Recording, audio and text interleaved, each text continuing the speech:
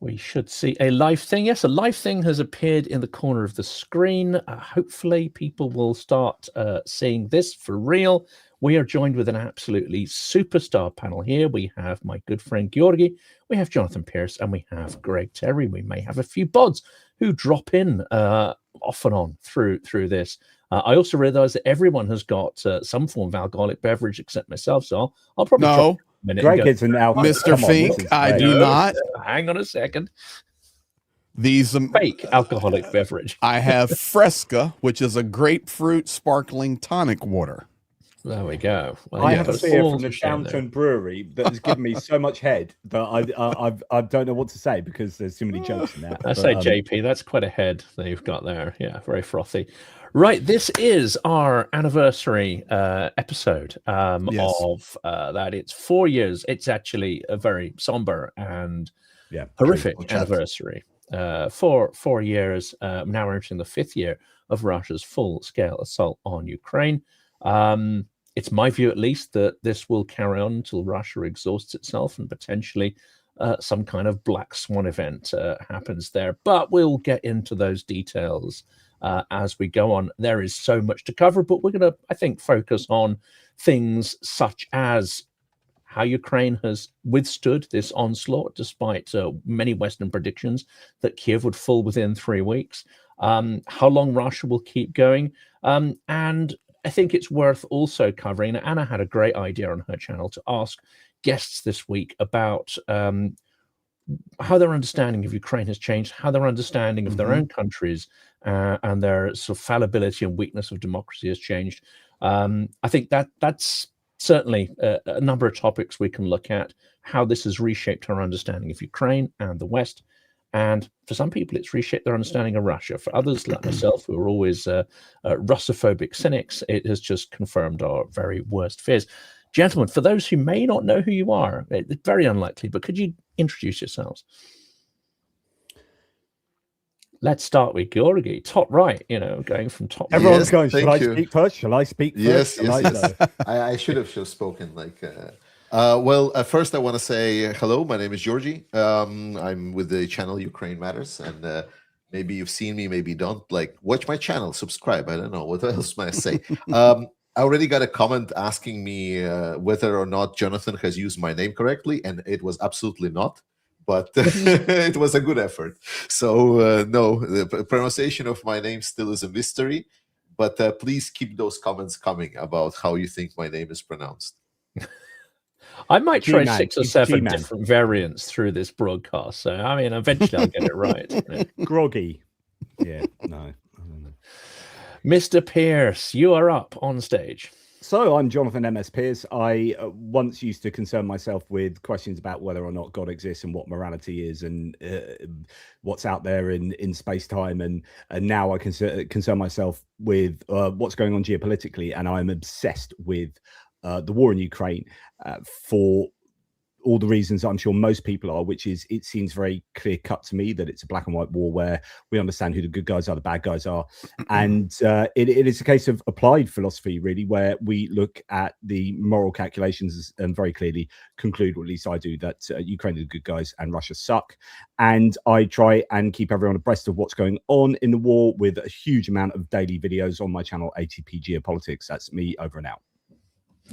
And last but not least, wonderful, our dear friend, Mr. Greg Terry. Thank you, Jonathan and Georgie. Appreciate all of you guys so much and all that you do. And I just want to give the biggest shout out to all the people. We're all 4 streaming live simultaneously, to all of you guys, whether you're in Georgia's community or Jonathan Fink or Jonathan Pierce or my own, and then we all kind of mix together. We're all one big family.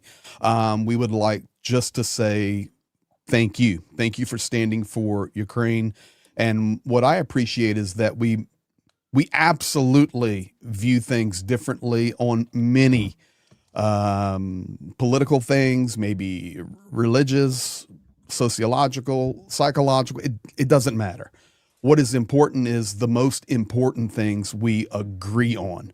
And that is, morality is right and what is actually right versus wrong. And in this situation, on the 4th year anniversary, and for me, I have struggled. I put out a tribute video this morning, just remembering Azovstal, and then I gave the daily update and was translating some Zelensky and Putin. I really even struggled to use the word anniversary for myself personally, because that has a positive connotation to it. Happy anniversary, or it's the 40th anniversary of our company. For me, this is a tragedy. And yes, it is the anniversary, but for me, this is day 1 of year 5 of a war that was scheduled to last 3 days. And now, on this day, we really have seen a lot change on this day, day 1 of year 5, whether it's what some things that Zelensky has said today that are very direct, whether it is things that Vladimir Putin said that were very direct, or even we're seeing these new UN votes where now the U.S. is abstaining from things that they were voting yes on. And everything is shifting today. And then when you throw on top of that, 4 years ago, guys, we didn't have Donald Trump in office completely destabilizing the entire globe. Now we do. And that just adds layer upon layer. So for me, thank you to all the people of the world that stand together and come together. So that's my speech from the get-go. Jonathan, can I just get started with a question? It's actually from Karen Spennock, who's a Canadian, saying, I'll be working at the time the live starts. I just want to point out that Congress could have picked any date for the State of the Union address, January, February, even March. So tonight, Donald Trump is speaking to Congress, right, to the nation. Why is he chosen today, the 24th of February? I'm sorry, guys. Like, I know that's like Trump is a very important topic and he needs to, but can we like focus more on Ukraine than on Trump? I'm not saying anything, but can we stop? Like yeah, I get that. Like, I get that. I get like every time I see a stream about Ukraine, the first thing I see people crying about Trump. US is not an ally of Ukraine. So stop crying about Trump. I think that's what Greg has pointed out today. Yeah, actually. that's the change, Georgie. It's shifted. European leaders have come out very clearly today to go to Kyiv and to say all the right things rhetorically in support of Ukraine. Like, there is a European unity. Then you've got the $90 billion euros, sorry, that has now been released. You've got the 20th sanctions package. Has that been released? Because I know Orban was trying to block it. They've got around it today. It was a block, but it was like a block, just in name only, because to be honest, there was no reason for him to block because Hungary is not participating in this program. So yeah, that's what I thought. Yeah, they've been excluded from participation. So, but that's great. They don't get to hold it up, and Druzhba's been blown up. So that's a double sort of slap in the face for the Hungarian toad. Big time. Yeah, that's catching fire. I think it's a good point not to talk about Trump, but I did want to ask about that UN vote, because that does seem to be I would argue with Georgi that the mask has slipped, right?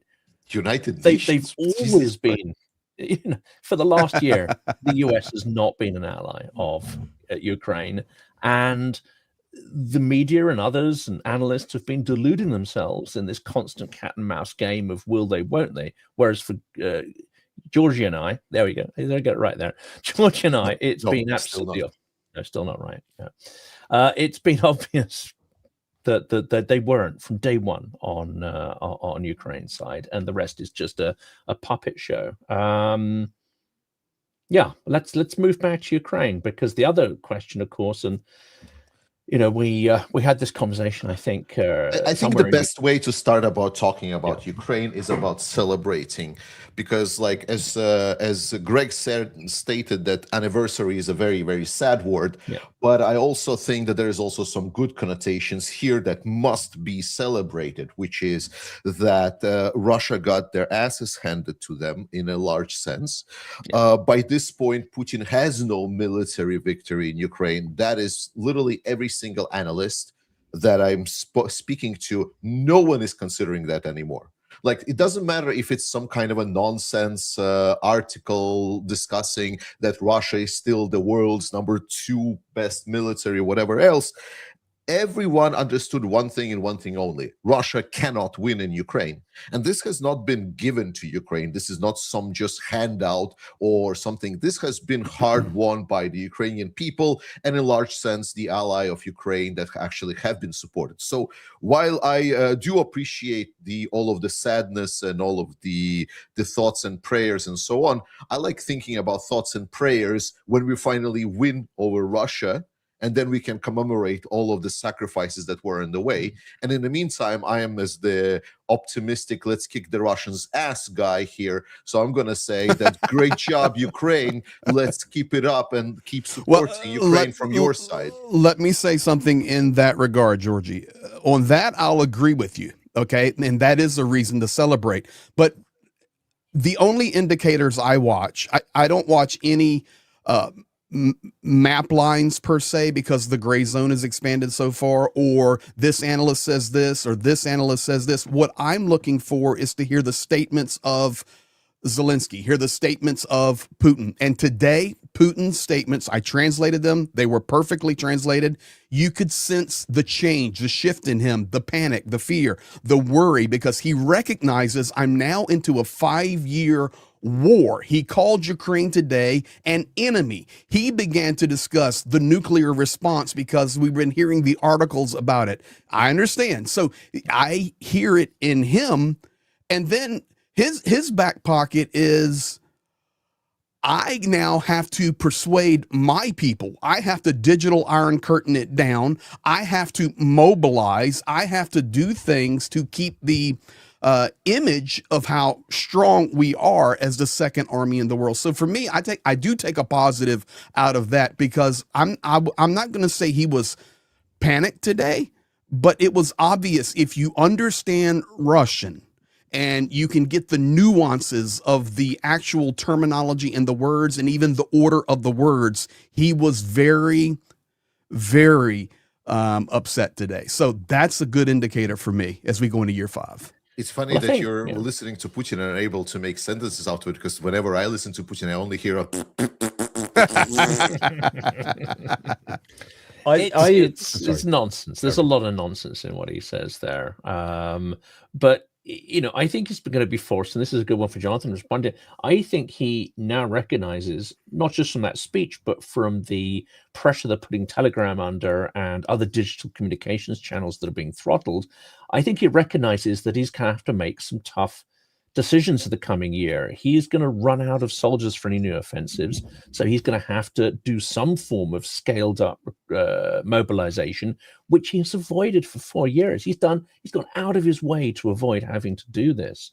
So I think he recognizes there's tough choices around the corner. As you say, he's tightening repression, tightening the environment, ready for whatever choices he has to make. Jonathan. I think that's exactly right. I think he is laying the groundwork for a mobilization should he need it. But if he does do a mass mobilization, it will be last throw the dice. I've been saying this quite a lot recently. I think essentially if he does that, it is all or nothing, because that comes with huge ramifications, both socially and economically, that will be self-destructive.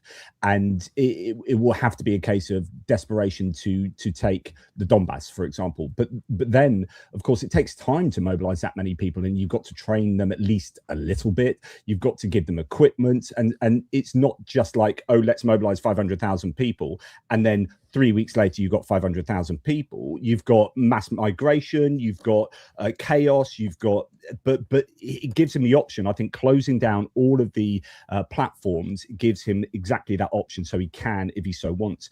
But it's, for me, like, the question is, what is the best that Russia can realistically achieve, right?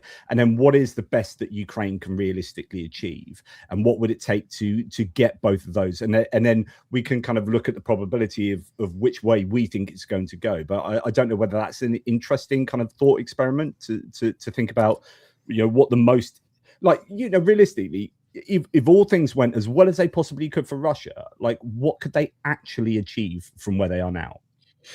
Well, I'll hazard a guess here that actually it's moved beyond these achievements, because I don't think there is an end goal that would satisfy or preserve Putin's regime. I think his regime is now dependent on forever war.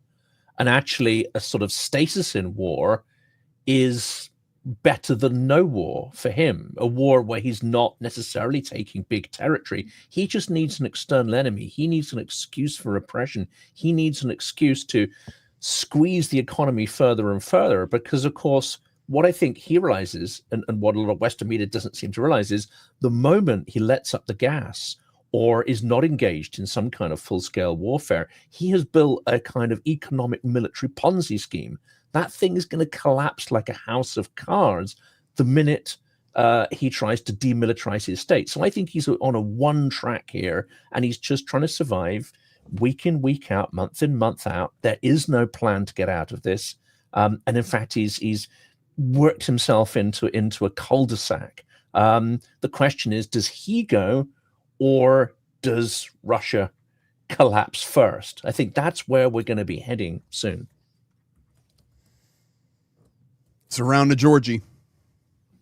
Oh shit! Well, I mean, who cares? Like, but I mean, I can quote the only one, like, when I think like about evaluation of Putin, I like to look at people that understand Ukrainian strength and understand Ukrainian problems. So, for example, Budanov has been talking about Russians, and he has been saying that Russia is preparing for potential mobilization. They have the resource needed.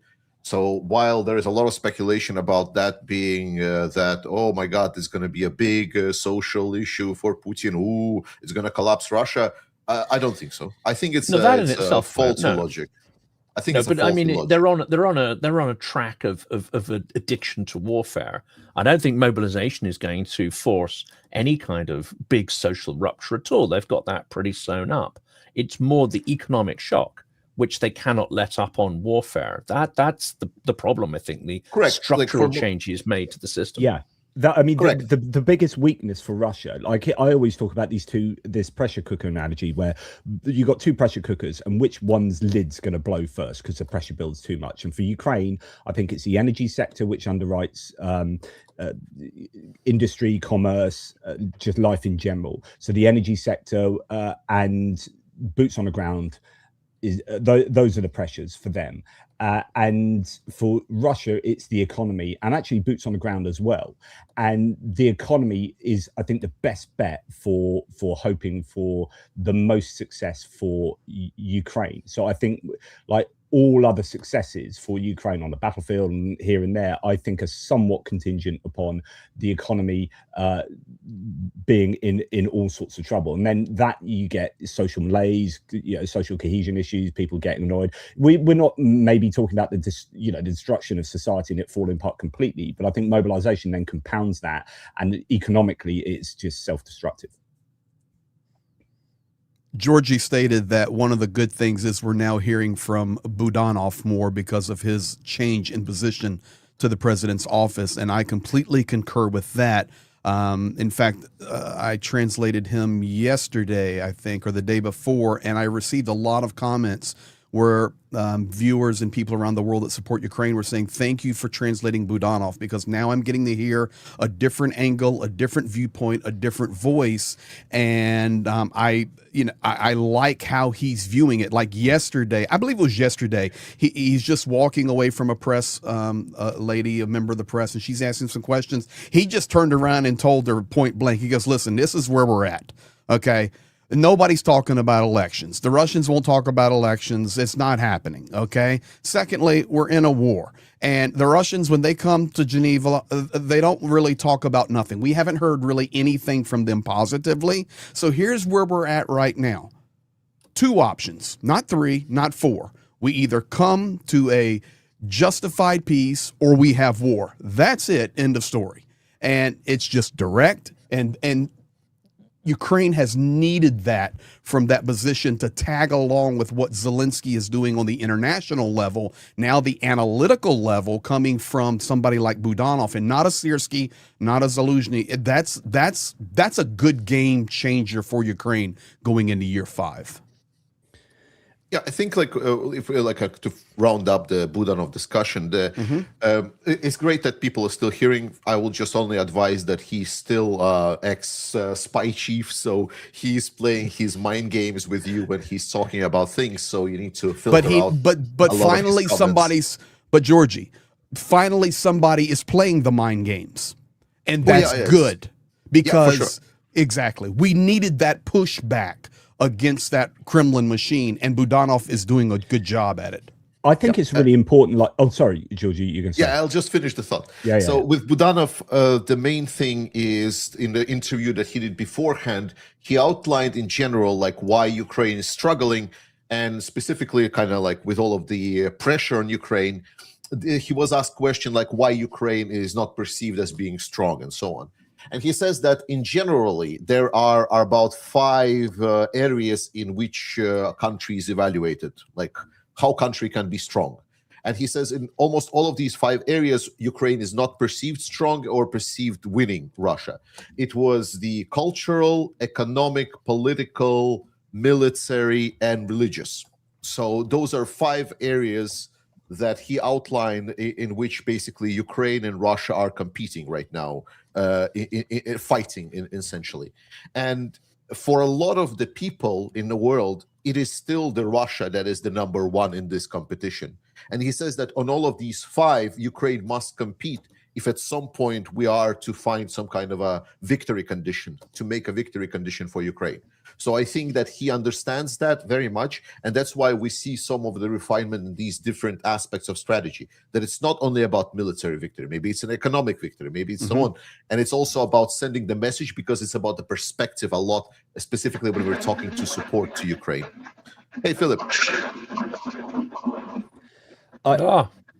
I was just going to add, just to go back to what we were saying, and I don't want to bring in Trump because I might get, my wrist slapped by Georgie. But I'm going to talk more generally about the US, which is, and it goes back to this idea that I think you're starting to see statements from Ukraine that are more candid about the US, and you're seeing people like Kaja Kallas, you're seeing Boris Pistorius come out today and say, essentially, the US hasn't helped. You're seeing people say that US is not the ally of Ukraine in very explicit terms, European leaders. And I think we're reaching this kind of critical mass moment where there's enough people in Europe and in Ukraine, and there's enough support from Europe for Ukraine that they are confident enough to say, we can take it from here, the US type thing. And I think Zelensky said today, it's up to us who we want to pick to be our European negotiating partner type thing. So they're thinking about getting Europe much more involved in negotiations, which is to move the US aside. So I think this could be a very, this 4th anniversary could indeed be an inflection point where the US starts taking the back seat. And this is another interesting question I want to lob in here like a little grenade. I think it'd be good to get... Hello, Philip. Hi, Philip. He's on a train, folks, so there'll be a little bit of fun train noises, I think, in the background there. We'll get Philip to sort of join the discussion in a minute. But here's my little grenade thought I'm going to throw in here. There are a bunch of articles done around the anniversary, and actually a lot of the media coverage, even when it's sort of detailed, sympathetic or empathetic, is focusing on the tragedy, the exhaustion, the this, the that, and the other. There's another aspect which I think Georgie really kicked us off with here, and that is that entering the 5th year of war, Ukraine, in my view, is stronger, ironically, now than it was this time last year.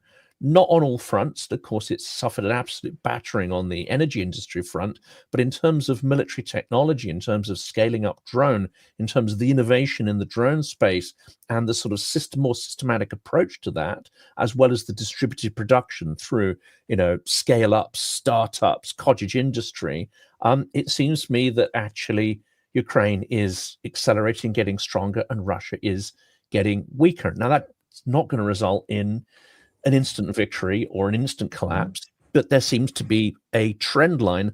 That seems to be a narrative that has to be got into the media because it's not cutting through.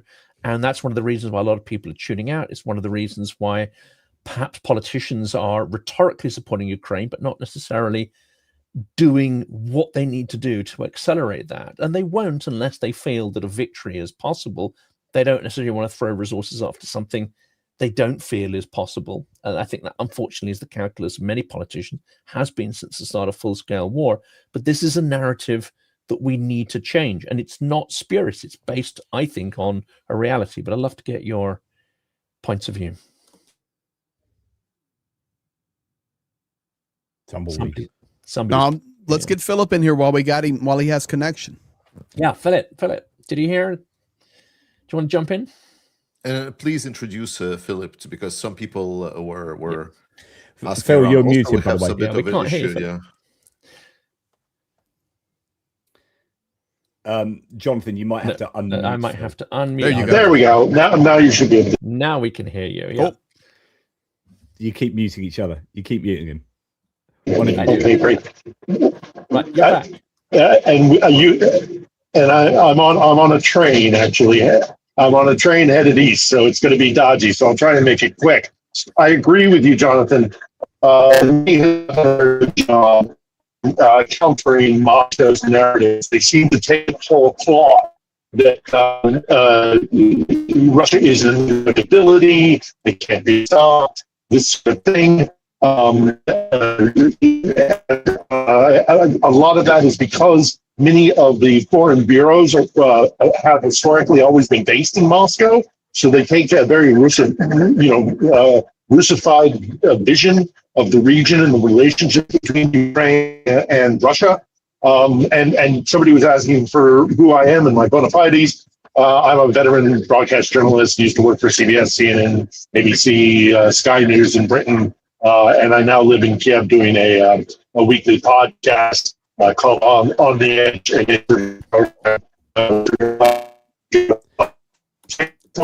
It seems Philip is completely breaking up for us. Phil, yeah, we can barely hear you. Phil, and also it throttles the whole stream. It's we've lost you, I'm afraid. Yeah, I'm gonna. I think that's a goodbye. Yes. So a bit of sorry, guys, because it combines all of the streams together, and then it tries to distribute. So if you have some buffering and so on, it's because the system tries to load in Phil, that is right now, and get data from his phone and then stream it to you, and that's why it gets. So we will try to get Philip at some. Well, just remember, Phil, he's heading east, and that he accomplishes whatever he's setting out. That's good thoughts. I think broadly he's sort of used. It's always for me about scaling up FP2 drones and a Primari group and these other units that are taking daily, seeing hopefully some cruise missiles coming from the UK, Breakstop from Czechia, Romania have just made a new cruise missile. Imagine. So I think once there's the Iskander factory be hit the other day, that needs to be hit again, and the front line to one. I think one of the most positive things that Ukraine has accomplished over the last 6 months as we now go into year 5. Okay, we've struck this oil refinery. We look at it and we go, great, and we rejoice about it. We've struck this port. That is great. We hit this, we hit that out of power, and people are a good thing. We're hitting the power plants there in that Belgorod region north of Kharkiv. So these are good things. I would like to see Ukraine have the supply. They definitely have the ability, have the supply to make other cities start to feel that same there's a little bit in Bryansk as well. Effect. Bryansk, but Belgorod's been the biggest one. But even if wherever we can expand that pain to, makes it more real. And I'll be honest with you, it's encouraging, because Ukraine definitely is on the technological swing up, and their production in their own land, inside, homegrown. These are all positive indicators right now that for me, and for me, one of the things that I like the most, more importantly than hitting, it's important, but when you begin to black out medium to large size cities, and that begins to be felt backwards, that's a really good sign. Please hold that thought. I would like to address the technical issues, guys.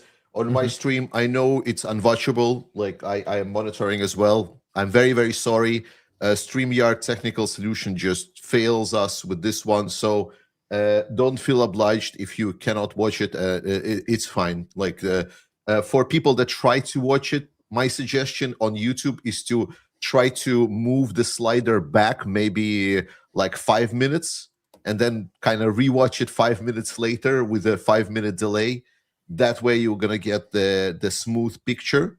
Otherwise than that, sorry, the technical issues are just too much. So if you want to watch this stream, I'll recommend you seeing it in recording. It's going to be on my channel, and I'm pretty sure it's going to appear also on other people's channel. That's weird because I'm sorry for the technical issues. I'm watching it on mine on this other monitor, and it's absolutely perfect. So there's terrible for me. There. Yeah, that's curious. We're joined by Rashkin from Close. Who may or may not be familiar with. My name is Yuri Rashkin. I am originally from Mordor, and I've been in the United States for a long time, since I came as a child. And I am, among many other things, a YouTuber.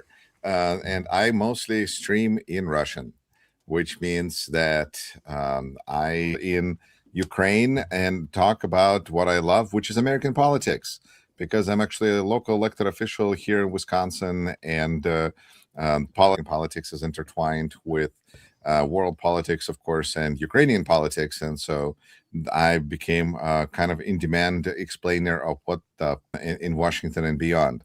And I appreciate the opportunity because Jonathan and I host a weekly podcast. I called it The Russian Threat. But we get together on Thursdays in what I call morning, which is 10 a.m. for me and 4 in the afternoon for Jonathan, UK time, most weeks. So Thursday. So that's what I got. And Yuri also does a weekly show with Vitaly Portnikov, who is one of Ukraine's leading journalists. So, yes, you broadcast in Russian, but I think you have a pretty substantial Ukrainian Russian-speaking audience there, especially who, Vitaly Portnikov is held in pretty high esteem by most of the Ukrainians I've spoken to. Even if they don't necessarily agree with everything he says, they always find him exceedingly challenging. And so I think, you'll find that Yuri has an interesting perspective. Yeah, Vitaly Portnikov, as well as Roman Cymbaluk, who is another very well-known Ukrainian journalist. And for them, I create kind of an opportunity to have a little bit of a bridge into the United States and to that audience. So I think it opens up new opportunities for everybody, but I'm certainly grateful to have such great co-hosts. Fantastic. Well, we were just talking about the idea of Ukraine strengthening on this anniversary compared to last year, and Russia relatively weakening. And it is all relative, but this is not a narrative that comes through in the media. Sorry to interrupt, but just add a point to where we were at. Like we're talking about like long range missiles and drones and whatnot. One thing I do really think is a good sign is when a company, and you can talk about whether there are controversies with Firepoint, but Firepoint as a company being asked to do work outside of Ukraine and to scale up manufacturing outside of Ukraine as well as inside Ukraine is a really good sign. Like Ukraine are making apparently 400 odd mobility vehicles a month, or at least have the ability to. Maybe it's just the money that's missing. So there is production of a wide range of weaponry that is now going on that the Ukrainians have control over, and they are starting to scale things up. And I think that is a really significant bit of progress for Ukraine. So I just wanted to finish that idea.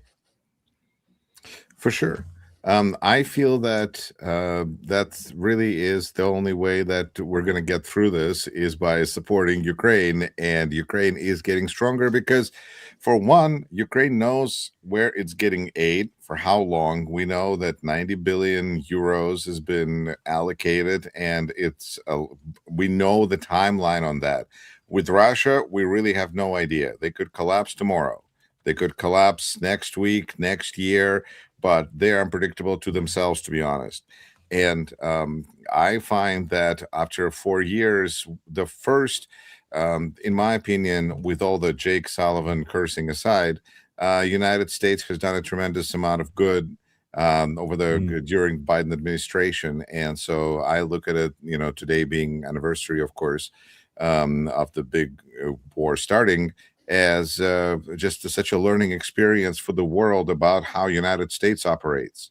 And how we're capable of going in drastically different directions during our election periods because we only have two choices, and that's what being polarized means. So I think that when we had one administration that was really for supporting Ukraine but insufficiently, and then because they simply could not fathom that the cost that Putin is willing to bear would be so high, that because the goal was to raise the cost of this affair. Well, this has gotten very expensive for Russia, and it doesn't seem to care, because maybe money doesn't rule the world. Maybe there's other mental problems that people have that supersede that, like whatever Putin's got, the empire thing. So I think that now that we have a president in the United States who hangs Putin's portrait with him next to on the entrance to his residence, I think the signal is very clear, and that means that on one hand we are losing our alliances, we're losing our strength, we're losing our leadership. But on the other hand, it's important to admit that and to kind of own that, both for us and for others. We're kind of being forced into owning this when you look at what's happening with Iran, because we're like, could be doing a lot of things, but turns out we need, what do you call those? Allies, because we don't have them anymore. And that would really help with like Iran. And so that's not helping. Yuri, but, Yuri, Ukraine has allies. Yuri, there's an interesting comment from one of my viewers today that said, actually, I really like, as a European, they said, I really like the fact that the US didn't turn up today for the 4th anniversary in Kiev, and that the US is doing X, Y, and Z, because actually it's forcing Europe to really stand up and start to be independent and work with a greater unity and a greater sense of purpose. So actually there is a silver lining to a cloud, that as the US steps back, Europe then goes, okay, we got this is ours, let's see how we can now. Again, if you've got Orban going and being replaced by Peter Magyar in Hungary, then you've got an even greater sense of unity in Europe, and you could generate a narrative that actually things could look I would not bet on it, by the way. But do you think there's going to be cheating involved? Oh, 100%. Hold on. I'm sorry, George. On this one, JP, I'm sorry, and Yuri and Mr. Fink, but I completely concur on this one with Georgie. If you think that this is a slam dunk in Hungary, you are. Oh, I don't think it is at all. No. I think we're going to see even more chaos as we head toward April for that. So, yeah. Well, for sure. Georgia dream. You just have to follow the events in Georgia. But the clarity is Hungary are in the EU, and that the question that I have is, okay, we gained clarity because we see the United States, Marco Rubio, helping Orban. This is our allies. So what you're gonna do then, if we're gonna, maybe, and actually, is Russia going? Is United States? Is the fear that United States is going to join Russia if there's such beautiful clarity that we're not really helping? I think the stakes are going to be raised dramatically this year as Putin is running out of options. He is clearly going to have to ratchet up terror, which we already discussed, and repression in his regime as a preparation for potentially tough decisions. We don't know which decisions he'll make, but a more expansive mobilization is likely. But it could go a lot further than that. And I think you have to ask yourself the question: would he prefer a Hungarian dictatorship outside of the EU, which is right there in the heart of Europe, or would he prefer to lose that regime? Now, of course, I think he would push for his assets and vassals there to cause the maximum damage they can. He's not going to want to relinquish power over that, or control or influence over that. I think this could all ratchet up significantly, but there's so many different variables at play here.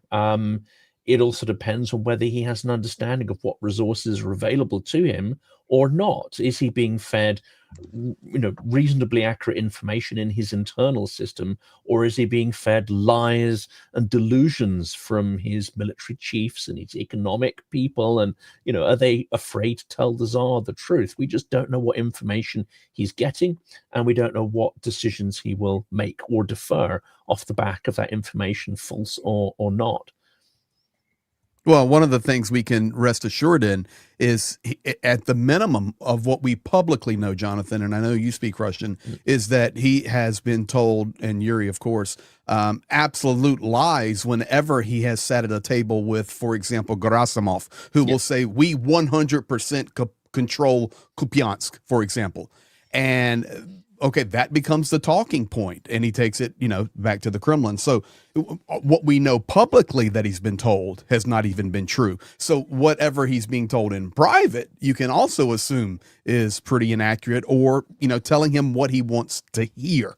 And that becomes problematic for Russia and beneficial for Ukraine.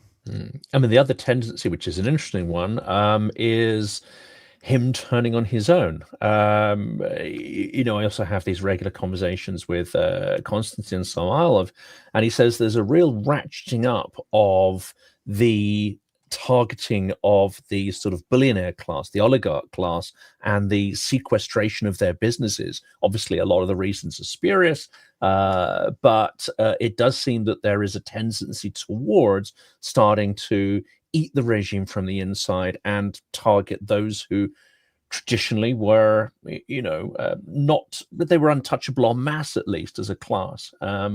I'm not going to say they're sort of independent and they had any political influence, or they're independent oligarchs. Russian system doesn't work like that. They're always renting their status and their wealth from the state, and it can be recalled at any point. I mean, that's the whole point of that. Not even feudal system, but something else entirely. But it just seems that there's an increasing scale of this requisitioning of resources from throughout the sort of vertical of power. And I guess if he's going to take difficult decisions, that's going to have to ratchet up significantly as well. Gorgi, do you think there's any? Do you think is this interesting? Oh, sorry, no, my brain is it's like I'm just like in a parallel dimension. My brain is just rotting out. It's like it's over 4 years of Ukrainian resistance, and I think this panel is like everything that is wrong with Western journalism, like literally everything. So I'm like we're talking about like what is happening in Russia. We're talking about what is happening in the United States, in Hungary, and so on. And we're treating Ukraine like it's some kind of a object of like, this influence from the outside, like it doesn't have a mind on its own. It's funny for me because like there's like so many. I just returned from Ukraine, and I saw so many new things that Ukraine is doing to win this war, to actually, go against whatever is being thrown at her by Europe, by US, by Russia, by whoever. And we're here discussing literally everything else except for Ukraine. So, I'm forgiving that just like I'm just rotting on the inside. But I think you'd be remiss not. I think you'd be remiss not to mention it at all, because without outside assistance, Ukraine would be financially destitute. They wouldn't be able to do these amazing things that they are doing, that you quite rightly point out. So it's not either or, but it's both and. Like I'd definitely say that. I think my question is Ukraine defending itself, or Ukraine is defending us? Yes. Because the answer in my brain is pretty clear. No, we all agree with that. Ukraine is the sword and shield of Europe. Goodness knows what state Europe would be in if Ukraine had fallen, or if Ukraine wasn't prepared to fight. I think that's the fundamental problem with the Ukrainian audiences, is that they kind of think that there's going to be somebody who's going to come and rescue them, and I keep telling them, no, it's you are the bulwark. You are the ones that are standing up against everyone, and it's really important that everything that I say, whatever I say about Trump, all of this is like we have this unhinged states of America, USA, but it's being held back, this madness, by Ukraine standing up to Russia. So all of this is being held up by Ukraine. So please, I think that's really important. Yeah, I completely nailed it. agree, Georgie, and I think maybe you're just misconceptualizing a little bit there, because nobody knows better than all of us have spent time in Ukraine that Ukraine is winning this war, that Zelensky is the leader of the free world. He is the one that makes the statements. That is absolutely fact beyond a shadow of a doubt, that this nation that was supposed to be destroyed in 3 days, we're now into the 5th year, and they are demolishing parts and pieces of Russia. Those are facts. But to think that there is not a cooperation, billions of dollars have come through the hands of civilians of independent countries around the world to help Ukraine be who Ukraine is. And to just say it's Ukraine only is not fair to the Ukrainians either. So you have to look at it both sides. Governments have helped Ukraine massively.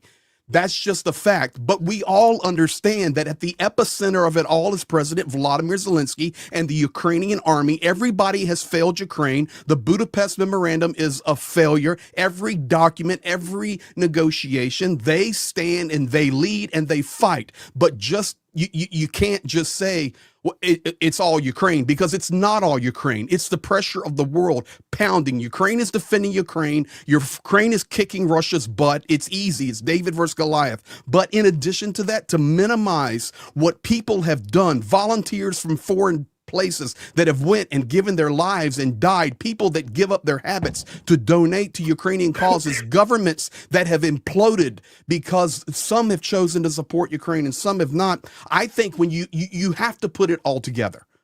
Of course, Ukraine is smashing Russia, but it's teamwork, man. Teamwork makes the dream work. And this is where I would like to, because I think Yuri is absolutely right here. When I went in Ukraine and I talked, like specifically was interesting for me, I talked with regular guys at the front line in Kramatorsk, and I asked them, I'm a YouTuber or whatever, let's talk about, have You're admitting question. that now. You're admitting you were there. Oh, yeah. This is now public I didn't information. mention it because... Yes, it's public information that I just returned from the East. Yeah. So, and the people, like the guy that I remember talking to, like a regular grunt, and he asked me a question that I think is very, very telling, which is, when is Ukraine going to be accepted in Europe? And I thought like it was a bizarre question for me, because like how is this still not being perceived that Ukraine is Europe? And I think this is where Yuri's point is the most prevalent, that Ukrainians don't even fully grasp their current position that they're having inside of Europe. That right now, Ukraine is not someone that is dependent on Europe, that we're doing some kind of handouts. European leaders right now, as you said, Jonathan, would be nowhere, like if Ukraine would not stand up to Russia. Where would it be? What we would be doing? This is the open question. How many of our population would run towards the action, would abandon their comfort and luxury lifestyles, or even non-luxury lifestyles? How many people would fundamentally change their lives in order to fight for essentially abstract values, identity, sense of freedom, agency, ability to express themselves, self-organize, solve problems? How many in Europe would actually stand up and do that? Would it be, and there would be individuals, of course, who do that, but would it be a threshold number? And let's face it, not everyone in Ukraine's done that. Not everyone in Ukraine ran towards the action, but a threshold number of people did, the same as a threshold number of people turned at Maidan to historically overturn a sort of Soviet kleptocrat from taking their country away from them. A threshold of people turned up, enough to turn the tide. I don't think we would reach a threshold in most of Europe. Now, that's maybe to do a disservice to the Nordics, Baltics, etc., who I think are different there. But if we take broadly Central and Western Europe, my big fear is that we would not get a threshold of people willing to defend, whereas what we would get is something like a clamor for a kind of Danegeld, the sort of medieval or early medieval trend where these nasty, vicious Vikings are just, we don't understand their mentality and we cannot organize to oppose that extreme violence. Let's just pay them off.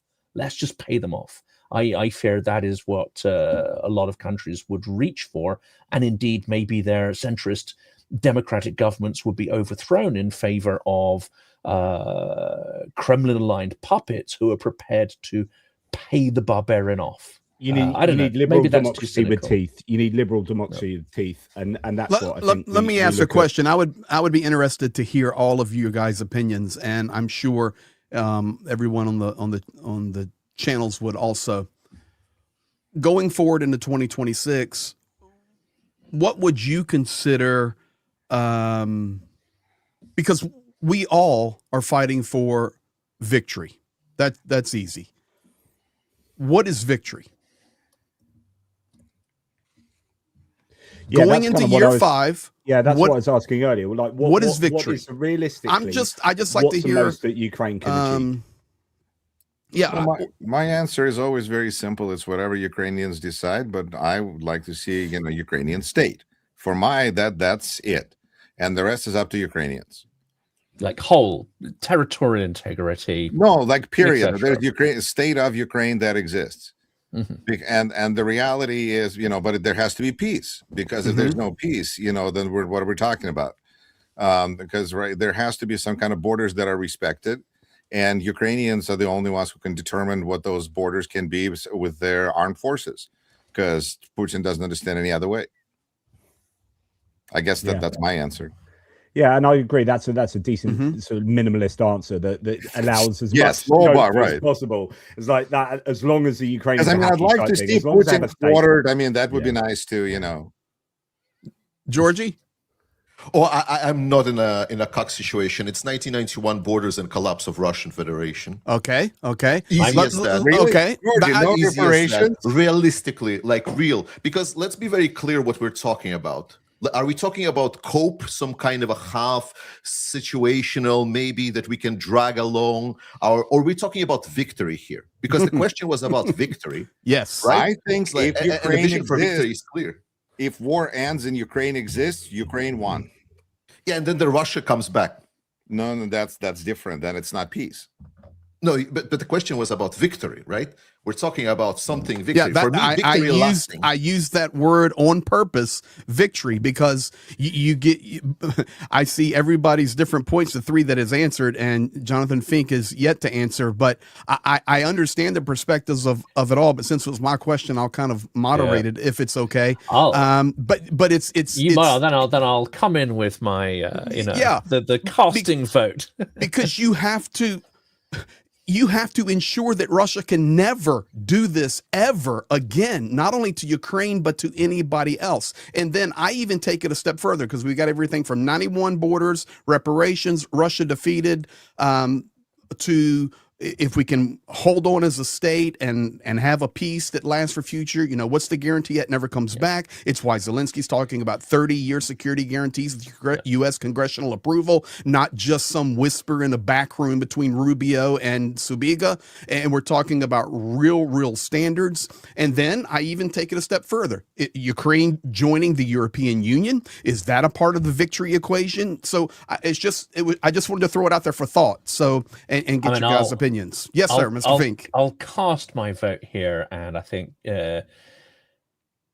Georgi knows which way I'm going to vote on this one. Essentially, Russia does not understand, does not have a culture of law and legality. It does actually not have a culture of understanding borders. And anyone who's traveled around, especially around Karelia and places, that hit me incredibly hard. The idea that no one cared absolutely that this territory had only recently been absorbed by the Russian Empire, in the 1930s.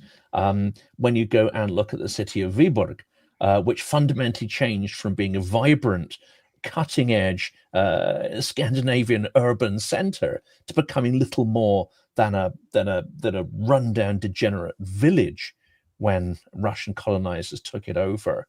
But they don't care.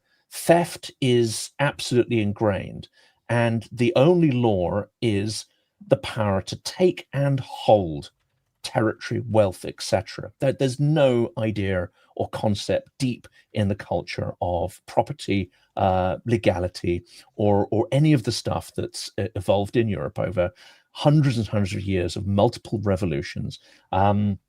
They didn't really go through the sort of feudal stage. They didn't go through the Enlightenment. They didn't go through the Renaissance. They didn't go through any of these major civilizational stages. So as long as Russia is an empire, it will always attack.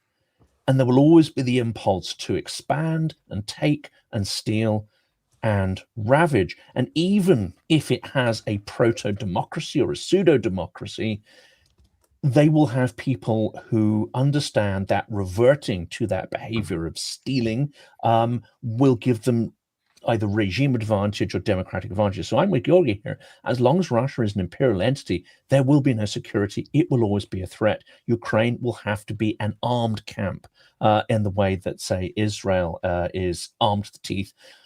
And it'll have to stay that way forever as long as Russia exists as a unitary entity. So that's, I'm afraid, my answer. My answer would be there's a difference between what do I think victory is, as in what would it look like, and I'd agree with Georgie that 1991 borders, everything back to normal, Russia crushed. What do I think is likely? Not that. Unfortunately, I just don't think that that's probably going to happen. And I think that if they are going to regain much of the territory, I think that will come diplomatically thereafter. Militarily, so it depends as well what you mean by victory in terms of a military victory or a kind of political military victory over a longer time period. In that case, I think there is a much likelier case that Ukraine can regain all of its territory and Russia just is kicked out of Dodge. But I have actually another part of this answer, because I think for me the first part was my American side, but I think that really from Ukrainians' point of view, if I dare to be, please correct me if I'm wrong, but I think it really matters what kind of country Ukraine is. Because if Ukraine emerges from this as a deeply corrupt oligarchic country with, with some pro-Russian president that is leading the country, and, that would not be victory. I don't think that's likely. I think Ukraine is in a really good position to be healthier than it was 10 years ago. I'm doing the democratic thing. I'm starting a poll in my chat.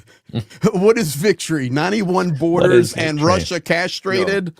That's my two choices. Russia, I think Yuri understands very well that the situation and who is in power can change very, very quickly depending who is distributing the buckwheat. So it's always a big question with regards to the situation in Eastern Europe, and specifically when it comes to the peacetime. Right now, Ukraine is definitely on the drive, and I stated when this war started on who's gonna win and how Europe is gonna look was gonna be defined by how are we going to treat Ukraine, and we haven't treated Ukraine the best way, right? We haven't closed the sky. We haven't, we're still having this discussion whether Ukraine is part of Europe or it's not part of Europe, whether it should be part of NATO, which is fucking doing the whole point what NATO is supposed to do on itself. So it's it's a whole of these discussions that are happening.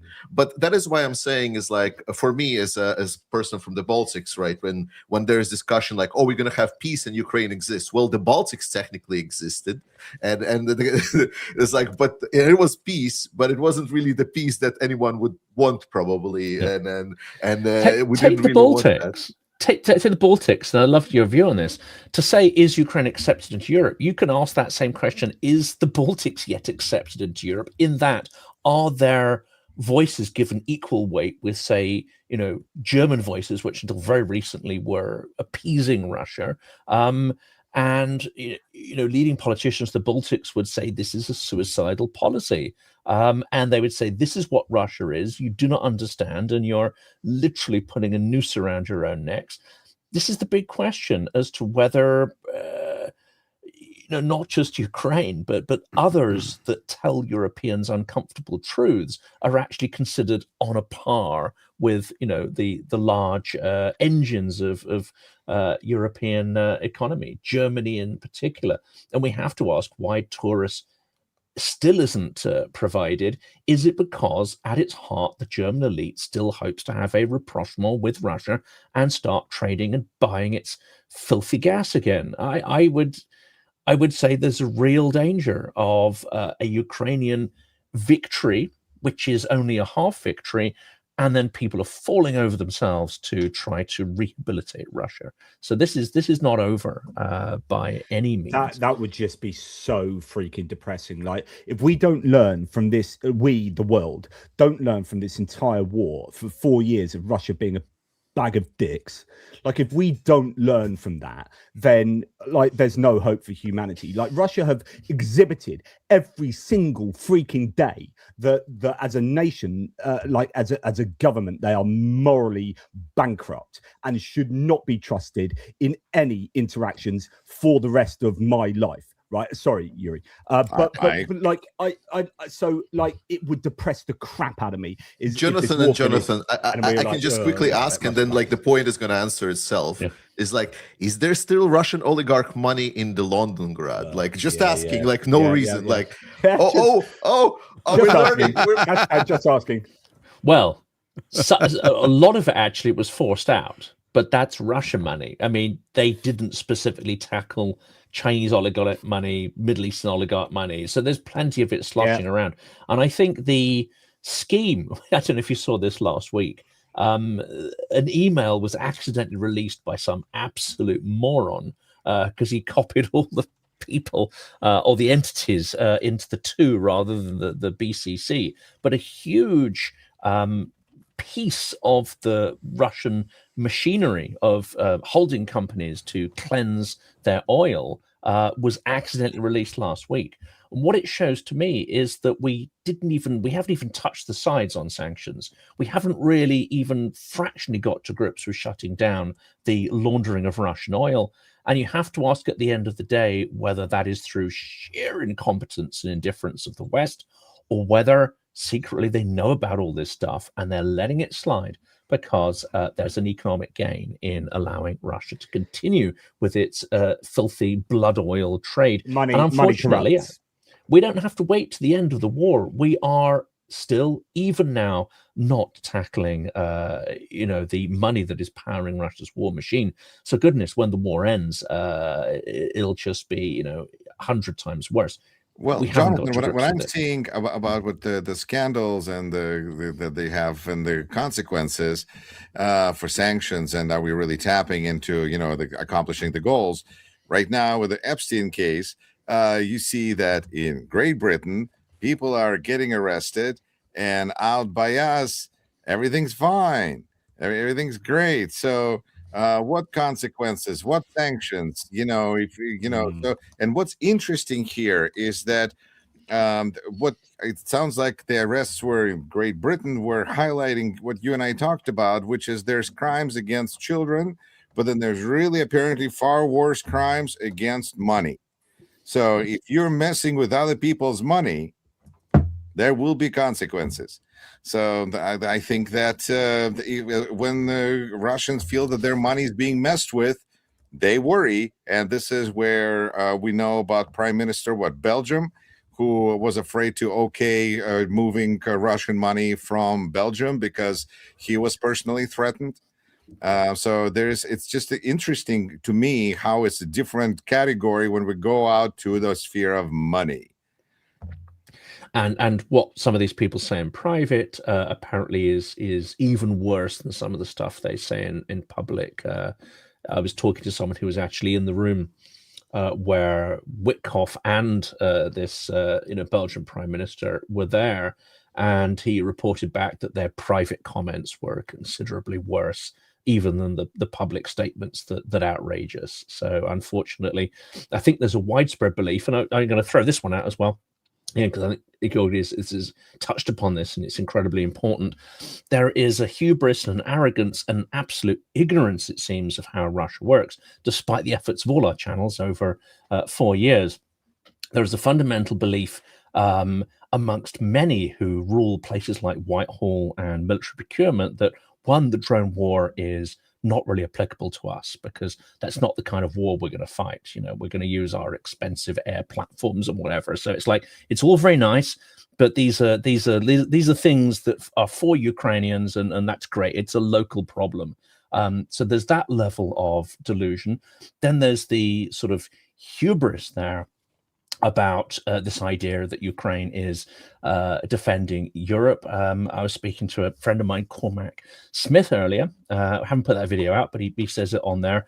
And he was told when he was working embedded within Ukrainian ministries by people in the Foreign Office that it really doesn't go down well when Ukrainians say they're defending Europe. Really, politicians and so on sort of take some offense at that. Maybe that's changed now, maybe it hasn't, but there's an extraordinary kind of arrogance to say, well, good little Ukrainians, excellent, they're defending their little patch, but none of this is really relevant to us. And unfortunately, I bump into diplomats all the time at sort of events I go to, and I have these conversations over and over again, which tells me that they really do not understand what's going on. They do not understand Russia. They believe that it's inevitable that the war will end in negotiation, whereas anyone who understands, Kremlin rules, Moscow rules, as described by Keir Giles, is that negotiations and diplomacy is another avenue of warfare, not the other way around. So unfortunately, I don't have too much hope there. How does Russia, like Georgie, for example, go to you? How do you think? I mean, what's the probability you think of Russia capitulating and losing, and like what's that look like? They're all different forms of losing, right? What's your most optimistic outlook for Ukraine and how it works?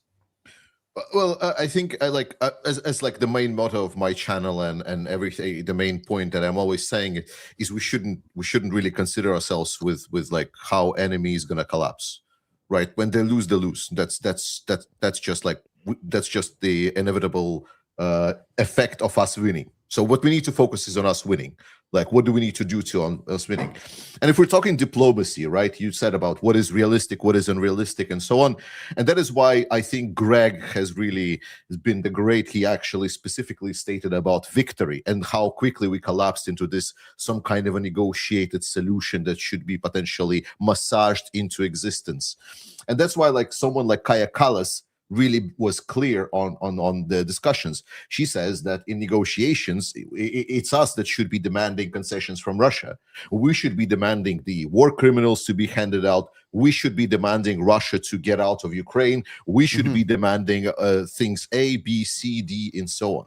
So my question is not what will happen realistically and when Russia will collapse and so on. My question is, what are we doing? How are we positioning ourselves for that victory? And that is the important part for me, like expecting some kind of a outcome from Russia. I mean, Putin is going to continue his war until finally he doesn't understand it, and he will try to maybe negotiate. But that is, are we going to accept it at that position and just let Russia continue on? Let me put an American redneck spin on that for you, my Denmarkian brother. And agree with you here. If you're still fighting a war, you're fighting for victory.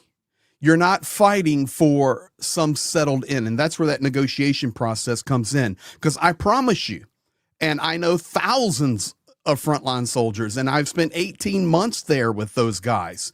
They're fighting for victory. They're not thinking about, well, if we can get this place, then we're going to be able to better negotiate for that. And then if we can replace Rutte over there and then get into the EU by June 2027, and then, get Putin taken, they're not thinking about any of that. What they're thinking about is victory. And victory for them is 91 borders right now, 91 borders, just from what I've learned from all of my time in there. And until you get to the point where you're not fighting for victory, then you're fighting for something else. And that's not a war anymore. Now you've moved it to a negotiation game. You've moved it to a capitulation game. You've moved it to an economic game, a border game, a secure, a guarantee game. But if you're still fighting the war, you're fighting for unequivocal victory. That's just how I think they view it. And so I think that's what I'm trying to say. That doesn't mean that a year from now we're going to see something different. Yes, sir.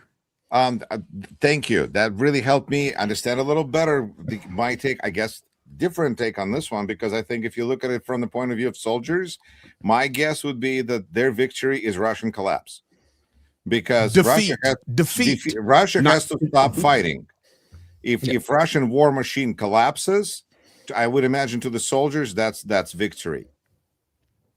Yes, I think it's true. I mean, I don't think, again, from my similar discussions, I haven't had nearly as many as Greg there, but I don't think anyone would seriously think that there is a plausible negotiation you can have with Moscow, because they will always lie, always dissemble, always cheat, always ask for more, and then whatever they agree to, they'll break it 5 minutes later if they have impunity to do it. I think everyone who's fought Russia directly understands this, and everyone who's lived under occupation understands that as well.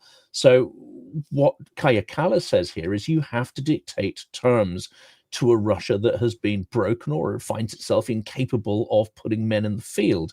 Then you say, this is what's going to happen. I don't think you enter into a negotiation. You lay out your terms and they can take it or leave it. But of course, we have to raise the cost. If they don't acquiesce to those terms, we have to define very clearly what we're going to do. And that includes, as Khodorkovsky's been saying for more than a decade, it involves cutting all economic ties. It involves cutting all diplomatic ties. It means not allowing Russian culture associated with the state, any institution associated with the state, to operate in the West or have any outreach to the West. You literally treat them as a zone of contagion until they dramatically change their behavior. I'm out of turn here, so please excuse me, and I'll only go 20 seconds.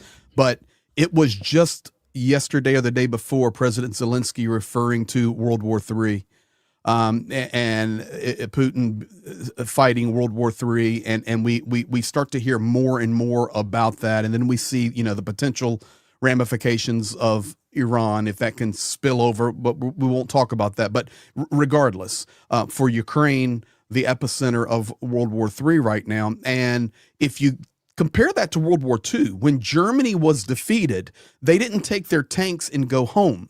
They were completely neutered for the first decade. No army, no navy, no air force. All weapons destroyed or confiscated. Military industry completely dismantled for 10 years. General staff destroyed. There was no general staff, and all military research was banned for the first decade after their loss in World War II. So this is what we're talking about, to break that Russian war machine, because all they want to do is come back. They'll lie to you to your face, just like Dmitry Peskov and Sergei Lavrov did 4 days prior to the invasion on February the 20th, 2022, where they said point blank, we're not invading Ukraine. We have no desire for that. We're just holding military exercises. And we all know what happened 4 days later. But it goes back to this idea that you've spoken about already, which is money talks, right? There are too many politicians that are just. Kaja Kallas has got it right, which is you got to force Putin to the negotiating table, right? Sorry, Yorgis, I don't mean to mention the T word again, but the problem with the T word administration is that they went to Putin and said, let's negotiate. And then Putin manipulates them, plays them along, and it just feeds into exactly what they wanted. Whereas Kaja Kallas's approach is exactly right, which is like, you guys suck. We're not going to talk to you unless you come to us because you are in such a bad state that you are forced to negotiate table. And then we're freaking talk. But the problem is that that's one end of the spectrum, Trump's the other end of the spectrum, and then everyone else is somewhere in between. And there needs to be a unified set of people helping Ukraine to force the best outcome for Ukraine. And that's just not the case. Yeah. And you have to get somebody who can actually make the decision. In that vertical of power, it's only Vladimir Putin really who can make genuine concessions. Everybody else is a puppet. In the so-called negotiation round now, you have to see who they sent. Medinsky, they sent an absolute clown, an absolute buffoon and toxic oaf. That is a way of mocking. They're taking the mickey. It's a trolling. They're taking the piss. And that is their way of showing that this process is in no way serious. I agree with Gordy. I mean, all of that stuff about negotiations, it's just a complete kind of sideshow. So I'm going to turn things back onto Ukraine, but with a slightly US twist here. Ukraine is becoming the leader of military defense tech in Europe. Ukraine is developing an ecosystem of extraordinary solutions which are being iterated on a weekly basis, so that, and I spoke to Artem Moroz earlier, that interview is going out tomorrow. He's the key person in Brave One. And there's a 3-month basic complete tech cycle, but actually on a 3-week iteration cycle, tech may not work across the front line if it's 3 weeks, 4 weeks old. So you've got this extraordinary kind of culture and ecosystem of innovation. Now, here's my question. Ukraine needs more money. It can scale up that production, but at the moment, it is looking for outside investment. Potentially, it's seeking US partners to try to scale up that tech.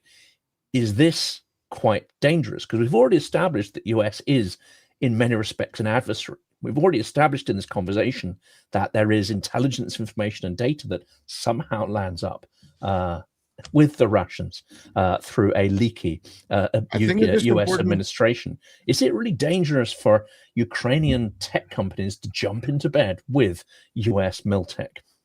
I think it's just important to understand that we see that this administration puts its hands into more and more different companies and projects, and we see that Trump is investing into a major low-cost drone company, I think in Israel, like $1.5 billion. So I think dealing with United States is just going to mean more and more dealing with Trump-related entities. And I think that's going to mean whatever that's going to mean. Yeah, I think it's a really interesting time at the moment where Ukraine has realized they've got some leverage, and the leverage is because they don't have the money, right? So they can't go to another nation and say, "We'll pay you this, and you can give us this," or that maybe some minerals they're being exploited by the minerals deal. Maybe there's a bit of leverage there, but now they've got expertise, experience, drone tech, the ability to train people. So when Poland say, look, we've got a bunch of MiG-29s, what can we have in return? Ukraine are in a position to say, hey, we can help you out with some drone tech. We can help you out with, working this out. They've approached Japan saying, hey, we can teach you how to deal with an energy crisis. We can do this for you. We can do that for you. And I think Ukraine's starting to realize they do have at least a little bit of leverage, which is good to see. I also want to mention that obviously drone tech is big, right? We all know about drone tech, and this is where I want all Europeans to actually tap yourself on the shoulder, because I usually shit on it. But on the European front, the biggest win I think in the last year was that there has been now massive collaboration and investment specifically in Ukrainian productions. Yeah. Ukrainian output per dollar or per euro, whatever, is just many times higher. And it is putting a lot of pressure on our European defense sector. I can tell you for sure, like after speaking all through and through with literally everyone in all companies, the fact that now they feel a bit of the heat under their feet, that suddenly they're not getting the contracts because Ukrainians are sort of proposing it 3, 4, 5 times cheaper, the solutions. They're starting getting really excited. And we're not talking just about the drone tech. Drone tech has been chosen by Ukraine very, very decisively, because when in 2000, I believe, there was a discussion within Ukraine where they thought about, like, how do we invest money more efficiently? And then they started looking for solutions. Essentially, what is the highest kill ratio per dollar that we're having on different weapons? And they saw the output of drone tech, and that's why they started putting money in. But drone tech is not everything. And the fact of the matter is that right now, Europe is going to become a very big hub for a lot of military industrial output. Not only because we're investing in Ukraine and Ukraine is producing stuff, but because of the additional competitive pressure going onto the European companies to actually start producing cheaper and better. Biggest example, Helsing. Helsing has been like a unicorn in drone production in Europe.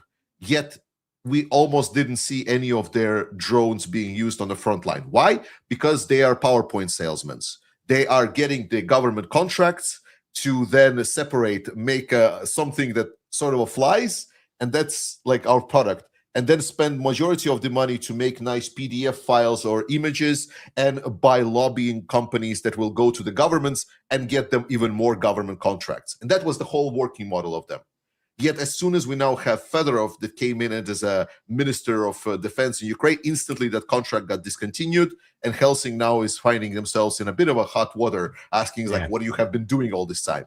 And this is the pressure, the competitive pressure on Europe to actually get better and cheaper for all of our oil security. And that is going to be a big, big W for Ukraine in short, medium term.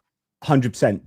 Two things to that. One, that's why I mentioned Firepoint earlier. I use them as an example because actually they've been approached outside. So when you start getting Ukrainian companies getting traction outside Ukraine, that is a win for Ukraine. It's a serious win. And the other thing was the law change back, I don't know when it was, about a year ago, when Zelensky and Parliament changed the laws to say that you can export weapons that you've got extra capacity with, that you don't need to, if it's not going to go to the front line, if you've got spare capacity, then you can export it, and then that's going to develop a demand which brings money back into the country, and then it's just I think a win for Ukraine, and paves a way for Ukraine being able to export their expertise and innovation.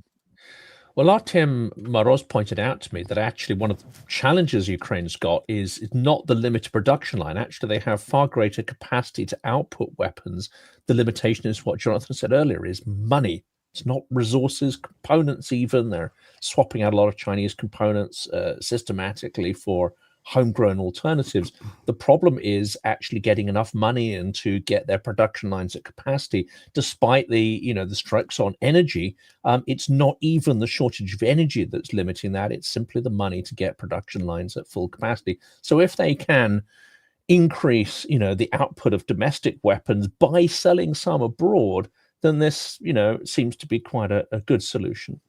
And that 90 billion euros, I mean, I don't know how quick. It's not like in spring, like one day, Ursula von der Leyen's going to come to Kiev with a suitcase full of 90 billion euros. But like, I assume that but I assume it's going to be, coming at different periods right throughout the next couple of years. But I wonder what the impact of that money is going to be on production lines and capacities. And you've got to wonder, because they also have to pay frontline responders. They have to pay hospitals. They have to pay state employees. So I don't know how much of that's going to end up with the weapons, but they've worked out the percentage. Actually, I think if I remember correctly, I think 30% is going to go on government, and then the rest on militaries. But I'd have to look at it. But they haven't worked it out. Well, I would just like to say, as the homegrown, I know Yuri is here in the United States, and Dobrobojelovit. But I, as a homegrown redneckian here from the U.S., I listen to you guys there in the UK and Europe, and I'm just sorry that the United States is not a trustworthy partner anymore. And as an American who loves my country, I love my country, I love our military, I love the great things that our country has done in the past for the world, and it's disappointing. It's disappointing. I can remember so many times being with soldiers early in the war, first 12 to 18 months. Let's put it in that window. Greg, thank you so much for everything you guys are doing. U.S. is doing da da da da da da da da da da da da. And now we hate to say it, but we just don't trust the U.S. anymore. And you're an unreliable partner, not the Americans, not people that are helping. That is a differentiation. Make sure we understand that. So, it troubles my heart to know that you're in a dire situation where victory could be so much easier if we would just not that it's easy, but so much easier if we would get on board and realize. And, I think it was even Ben Hodges over the last day or so has said, it's very disappointing that there has not been a plan for victory over Russia at all. We have zero plan. and it's disappointing. So for that, we all do the best we can, but just so bothered. Greg, we'll partner. adopt you. If you ask nicely enough, we'll adopt you. Thank you, JP. And you share the name with our favorite. Don't come to Denmark. We have a chain. so attitude to immigrants. So let me tell you something. Let me tell you something. Don't come on a boat. Right now, I promise you, Georgie, if I come to Denmark, you will be picking me up at the airport, because right now, I don't think the American passport's very much liked in Denmark or Greenland right now. So I will. I will definitely. Yeah. No, I'd sort of vouch for you. We'll know our American friends. It's fine. Yes. But to pick up on that point, I don't think in terms of actually defining an outcome, defining victory, I don't think Europe has been any better. We are perhaps in Britain not quite as coerced by the nuclear blackmail. We are not quite as taken in by Putin's kind of rhetorical tricks, because we carried on providing Storm Shadow, and we didn't really care when the Black Sea Fleet headquarters was beautifully blown to smithereens by one of our lovely, gorgeous missiles. But we have not defined a plan. We have not defined what victory is. We have not tooled up and supplied Ukraine or tooled ourselves up in order to achieve that victory. So I think we're all in the same boat here. And but again, is that a problem of leadership? Sorry to interrupt. Yes, it is. It's vision and leadership. A lot of people on my thread asking, who is the leader in Europe? As in, really, who is the leader? Because at the moment, sorry to say, but the team, but who is leading the Allied response? And the problem is, you've got all these different entities. You've got the EU, you've got countries, you've got the US, and we're never going to have a unified voice. And we've got great rhetoric. No, but that makes it very difficult to get a vision.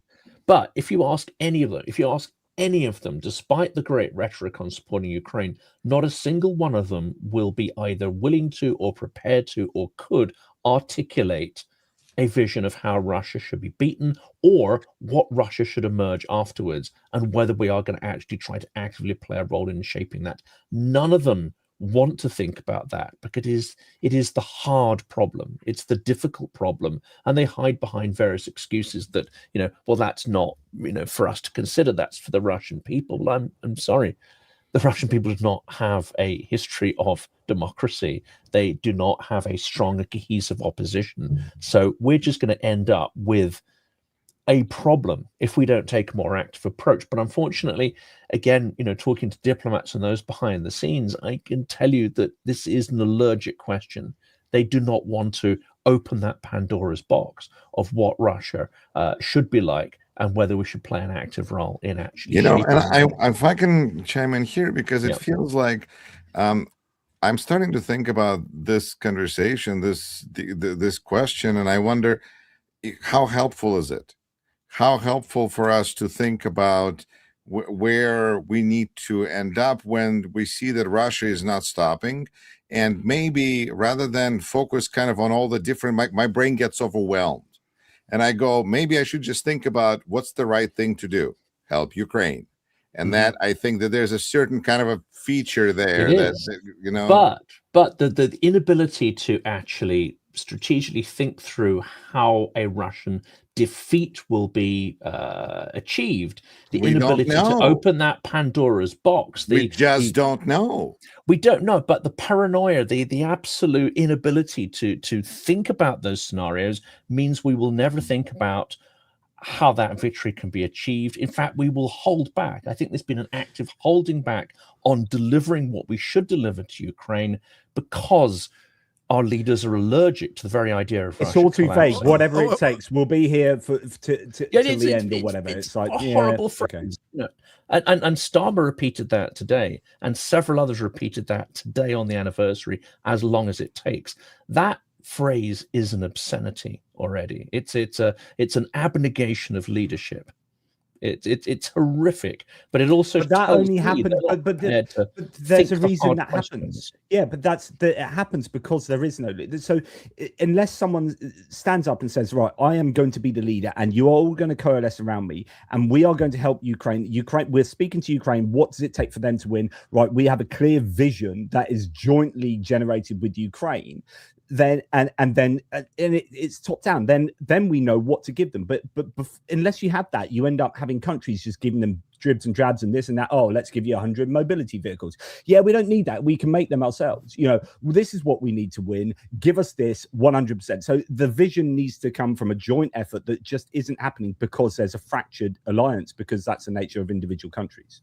Well, I would just say before Georgie goes off, don't want I would just say this before. Therefore, they're pulling their punches. That it's worse. Your enemy can't be your friend, number one. And number two, I really like what you said, Yuri.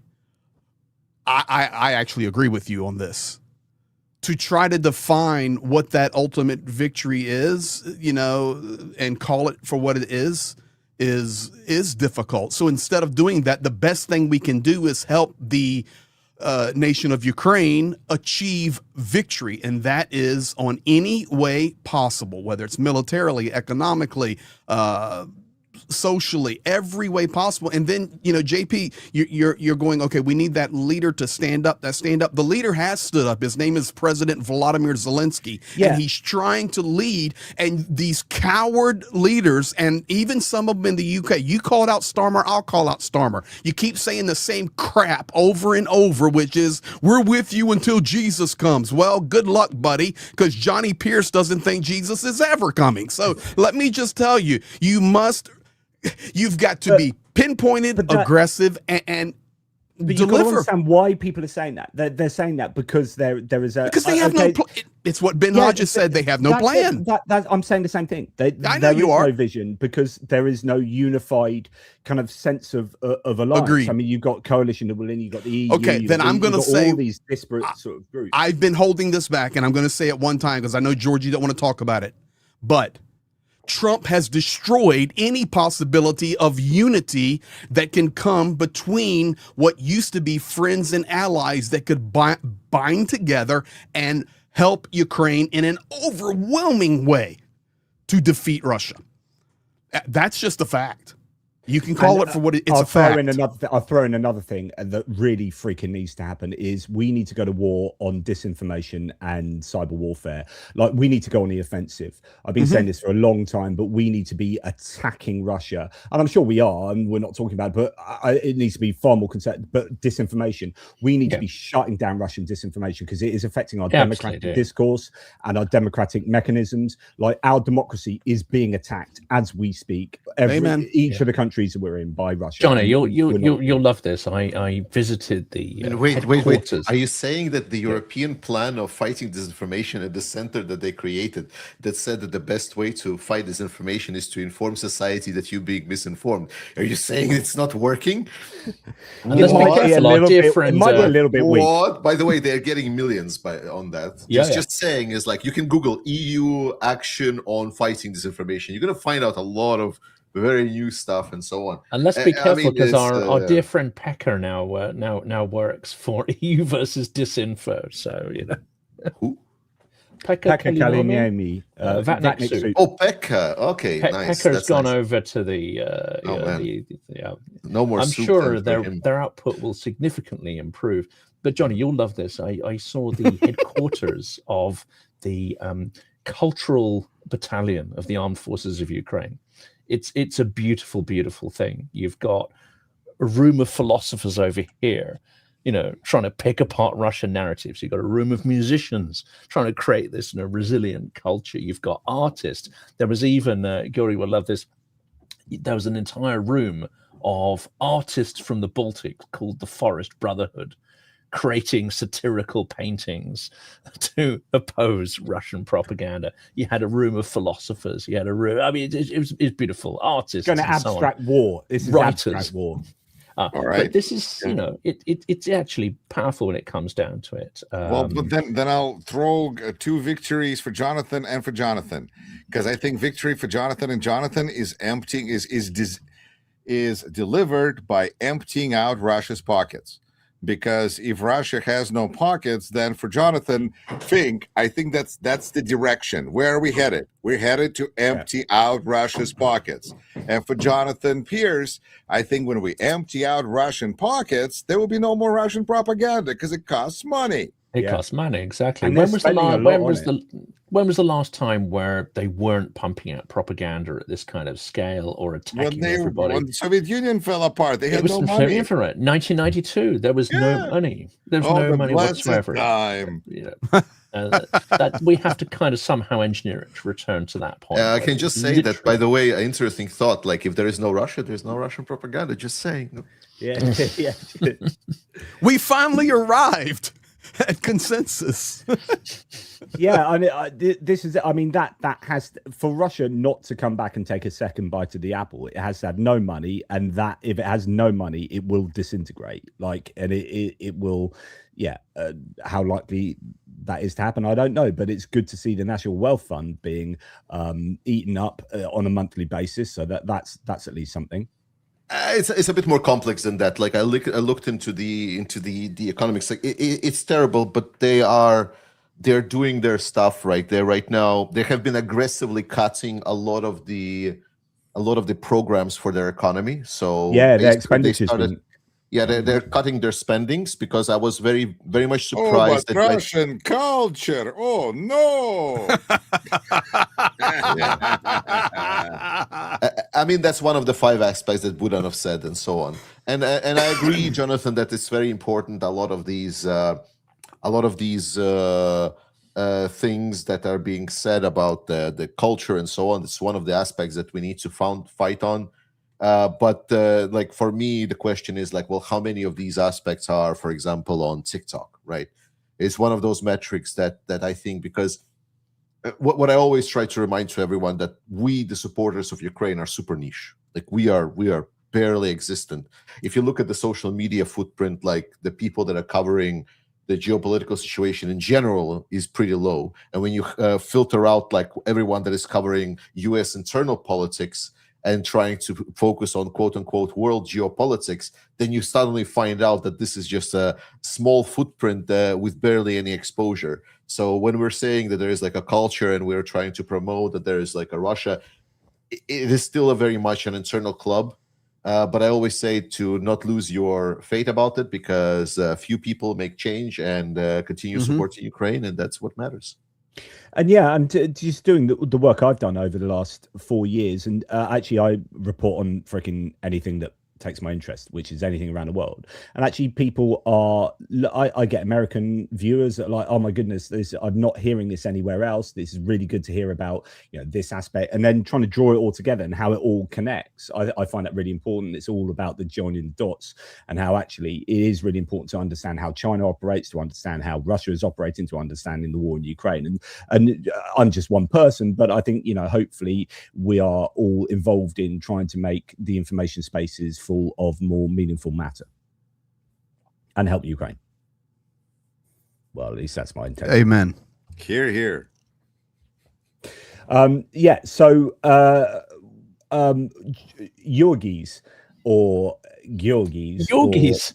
I mean, it's right there. You can just read it. Georgi. Oh, yeah, Yorgis. Yeah. That's funny.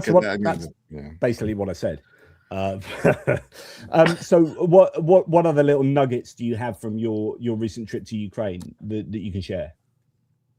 I mean, it's actually wonderful, right? Everyone was looking into how they can survive the energy, how resilient are Ukrainian people, and they're pretty resilient. Like, that was the main thing that I really wanted to gauge, right? Because we're here discussing how this war should end and how much we need to support, and I'm being a bit provocative, and it's all good and fine. This is all good fun. But for me, the important part was to gauge whether Ukrainians are continuing and ready to continue fighting, because that is the most important.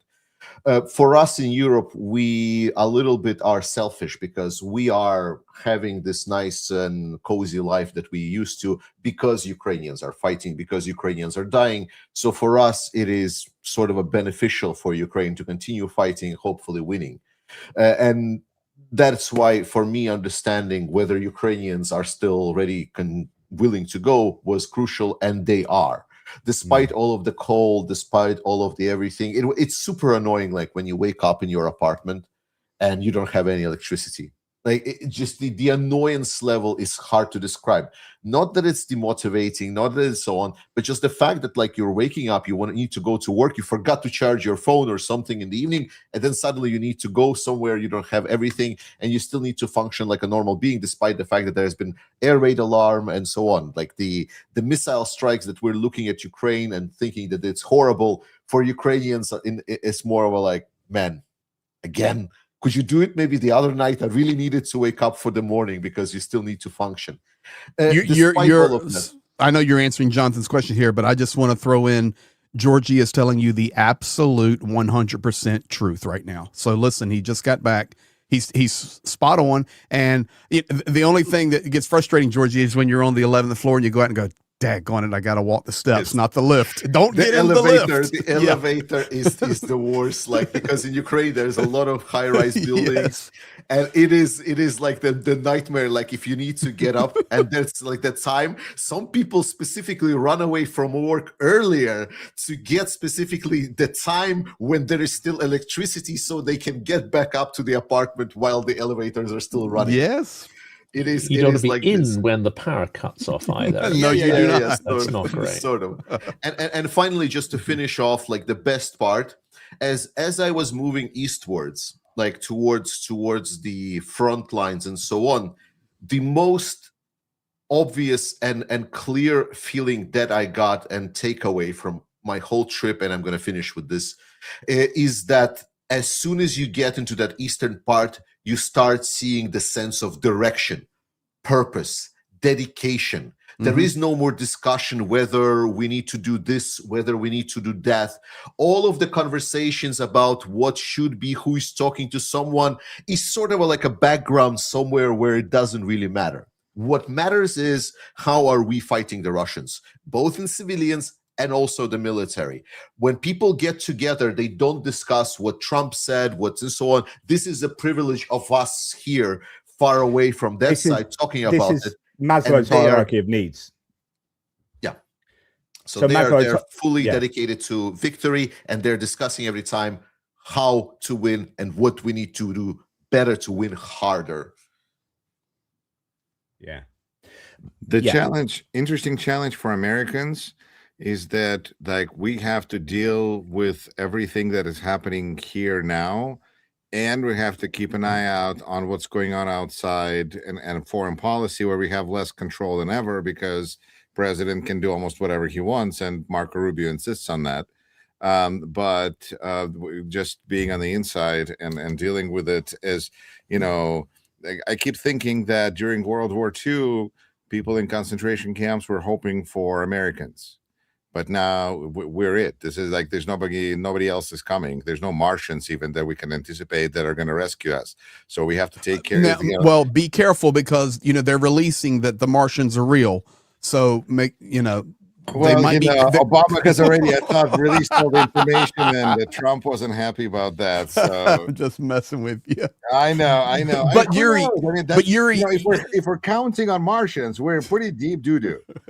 So you're in Wisconsin? Yes. Okay. So why such heavy sigh? No. You're, Wisconsin.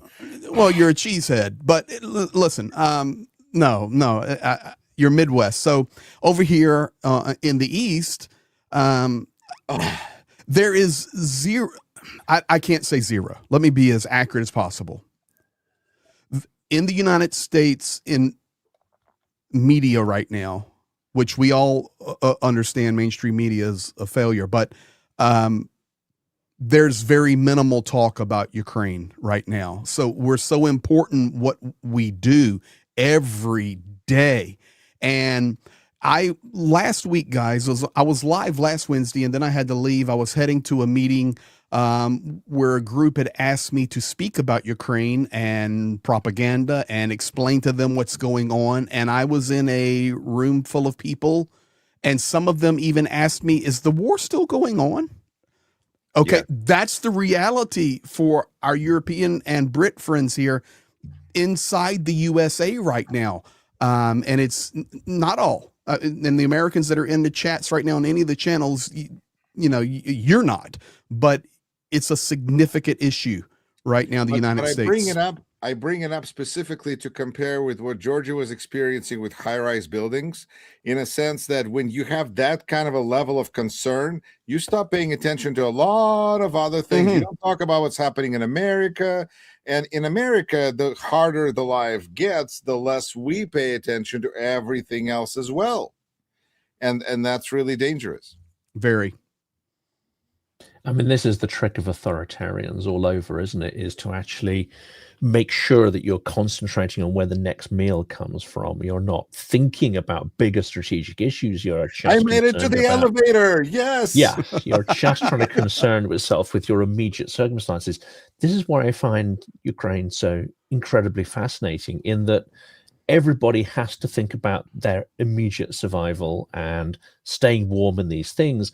And yet you will also have strategic conversations. You'll also be looking above your own immediate concerns to think more strategically. And I think that's an extraordinary skill that we kind of have to relearn, because I think we've gotten out of the habit of being able to do those two things at once: concentrate on that immediate survival and think, look beyond the horizon, look to the future, look with some form of optimism and hope, and then plan for how you achieve that hope. This seems to me a uniquely Ukrainian concept, which at some point, I'm sure we had it in spades as well, but we have to relearn that.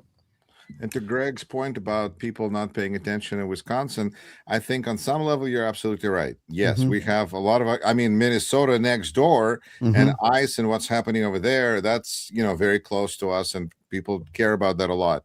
But I attended a concert that was put together by Milwaukee Ukrainians in Milwaukee a couple of nights ago to commemorate the 4th anniversary, and it was beautiful. And they had a really nice actually display of different Ukrainian women's clothes from different villages and regions, and I really loved it because it highlighted that Ukraine has its own culture and its own unique way. And I think that's where community really needs to just not step up, but again, take ownership, because everybody's going to talk about things that are important to them. If anything, I find it sad to see in the United States that when we do see somebody walking with a Ukrainian flag, it's rarely feels like Ukrainians. It feels like it's usually Americans who are taking on the plight because they see it's important.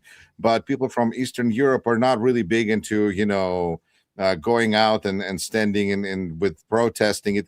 In America, it seems like it's a powerful form of self-expression. And for Russians, it's, I think I'm preaching to the choir here. I guess on that level, I was thrilled to see that video that there was in Madison. Today, I saw a video on Facebook that there was a small gathering period with Ukrainian flags by state capitol to commemorate 4th anniversary. So I think people are paying attention, but maybe that's the difference, is that I'm speaking about no Kings 2 and no Kings 1, those two huge protests where I saw a few Ukrainian flags carried by almost sometimes the same people that carry Palestinian flags. And that was just wild to me. But that's, so it's important to also raise awareness of that citizen participation among those that can in United States. But hey, everybody does it their own way, and if it's a concert in a church and that raises money, that's great too. Agreed. And even Jonathan Pierce and Jonathan Fink would go to that concert in the church to raise funds for the Ukrainian armies. Who knows? Johnny may even sing a solo in the church choir. But Georgie, I went to a lovely carol concert this Christmas in the Ukrainian cathedral. So, there you go. Not averse to the bells and smells. I like that stuff. But, I will say this, and kind of tag off on Georgie here. And Yuri, and that is, Ukrainians are the most resolute and ingenious people I know, and I put those two words together on purpose. They're resolute in the war they're fighting, and they're ingenious in the fact that they will find a way to get the job done. That's Ukrainian core. But with that said, I just want, as we go into year 5 now, I just want to remind all the folks watching on all the different channels that they're still human beings, and they live under air alarms. And yes, it becomes second nature, and you walk down the street and this cafe has power, that one doesn't, or you're on a 12-hour cycle and you live through it, but they're living through it. So just every day, recently, Greg, be thankful for what you have, and remember the Ukrainians that are fighting, and everyone's fighting in that sense. I've heard a number of times recently people say, or Ukrainians saying, look, I'm fed up of hearing that we're resilient. Like, because that just gives permission for everyone not to give a shit. Do you know what I mean? Like, oh, you're resilient. That's okay. You'll it's like saying an artist is supposed to be starving. Yeah.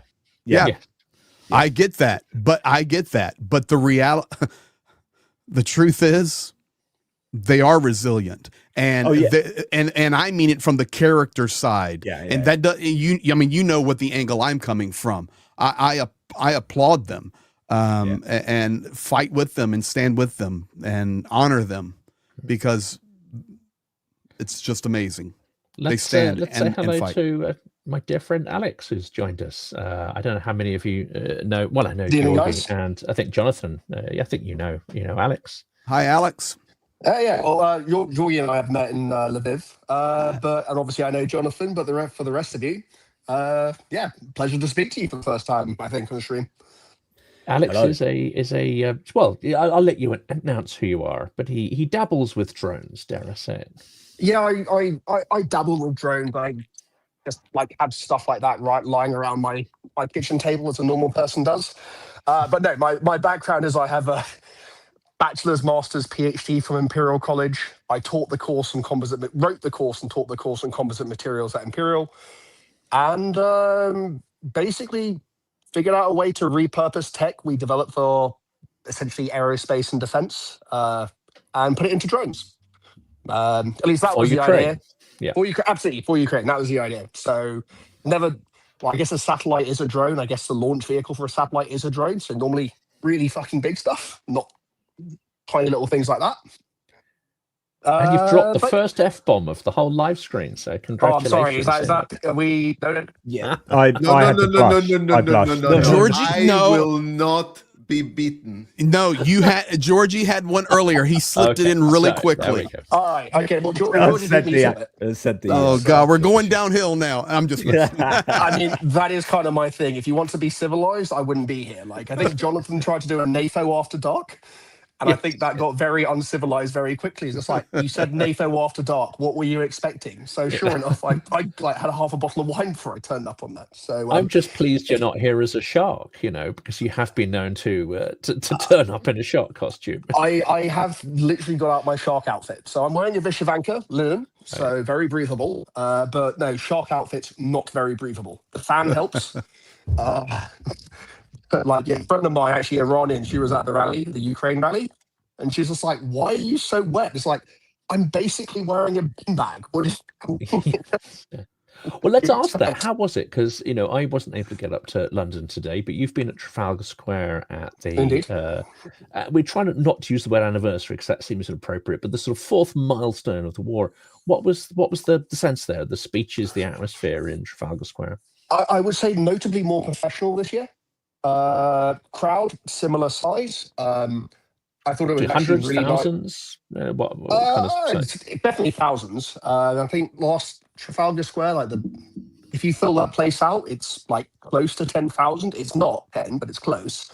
But yeah, the place was packed. I also thought it was interesting this year. A lot more foreign flags. So I happen to be a friend with someone who organises these Women Life Freedom rallies in the UK. She's come to actually the first time she went to a Ukrainian event, she went with me because she thought Ukrainians might not understand that the Iranian people are different to the Iranian regime, so she didn't want to go alone. So it's gone from last year, she's like, I'm going to go if you're here. I wasn't supposed to be in London. I'm supposed to be in Kyiv today, but missed a connecting flight. But yeah, she was there anyway. But it's great that she's just like, I know Ukrainians now. She had a couple of Ukrainian friends. You might have seen photos of Ukrainians at Iranian rallies going, there's a really good one where there's a Ukrainian mother going, I want freedom for my kids and I want freedom for Iranian kids because I'm a mother and I want equal rights and equal opportunities for all people. So she was actually now a friend of my Iranian friend.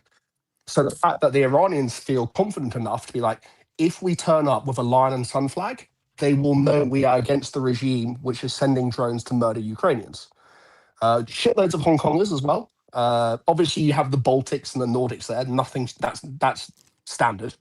But yeah, it's the nationalities which maybe are a bit more unexpected. So I thought that was interesting. I thought it was great that Iranians were just like, okay, these people understand that we're trying to defeat fascism as well. It's just our enemy's internal, your enemy's external. And yeah, I thought that was actually a really nice thing to see. So interesting development, but yeah. But in terms of the professionalism, personally, I actually didn't particularly like it because in front of the stage, they had these like VIP seating area, so we couldn't get up in close.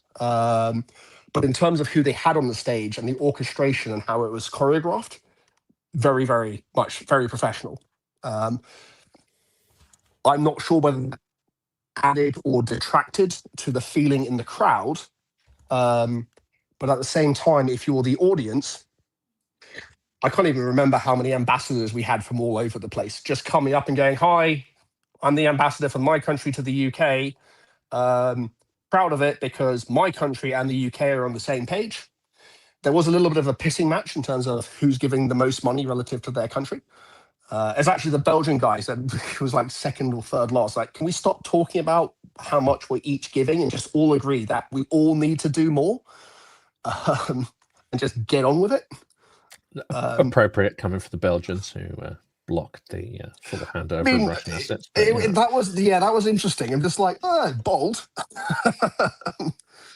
But even still, like it's it was a lovely experience. Obviously, everyone's on the same page. It's very, very friendly. I strongly recommend going out as an inflatable animal. Everyone is instantly more amenable to you. Another random thing is I had a NAFO flag on, and some random person on the street was like, "That's a really cool flag." And I should have asked him if he was NAFO. He's just walking past me. Obviously, there were loads of NAFO fellas there, and we were kind of together. And of course, despite the suppression on X, which has significantly fragmented the community, but earlier on, and I think we're probably winding up. Let's check with everyone, whether they feel we're sort of heading towards the end, or whether sounds you're good to me. I have to make sure definitely for me as well. Yeah, I've got to make sure my boys aren't still playing on their bloody PlayStations. I say I'm headed towards victory. The heading towards victory. It's not the end. It's victory. Before we do, I wanted to put this question to Alex that we asked earlier, because again, he's got a very specific drone perspective on this. I think we concluded earlier that coming into the 5th year of the war, Ukraine is, in certain respects, getting stronger and Russia is getting weaker. And this is a narrative which is singularly absent from parts of the mainstream media. But from your drone tech perspective, do you feel that Ukraine is in a stronger position now than it's been, let's say, last year or the year before, in terms of the evolving drone or miltech ecosystem?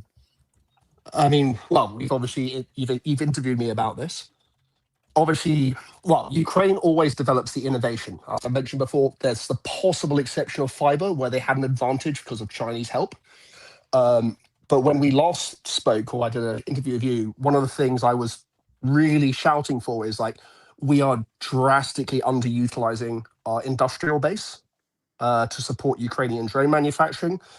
I actually did the operator Starsky thing, and in your interview, I think I gave the example of automated fiber placement, and then for him, I think it was resonant fusion or modern manufacturing technology. So it's like, this is how we make wind turbines in Europe. This is how we make airplanes in Europe. We have this equipment just lying around our national research centers, our universities, doing nothing. And that was like a year ago, and I thought it was really, and one of the things we actually specifically talked about, I said, look, if you went to an automotive manufacturer, I think I gave the Germans as an example, and be like, look, you guys are having a really bad time. You're getting your asses kicked by China, but you have a lot of highly trained technicians, skilled workers, engineers, who are basically massively underutilized. For example, the BMW plant, BMW makes something called the i3 and the i8, used to, carbon fiber car.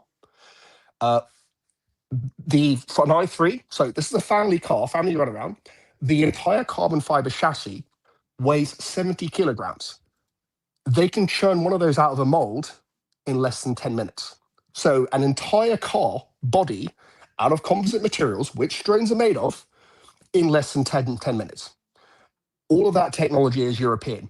You've got Henkel in there, you've got Evonik in there, you've got BMW in there. They've developed this capability to churn out incredible quality very cost effectively. Like a BMW i3 is like £30,000 for a battery car 10 years ago. That is astonishing. And just like, and they scrapped it.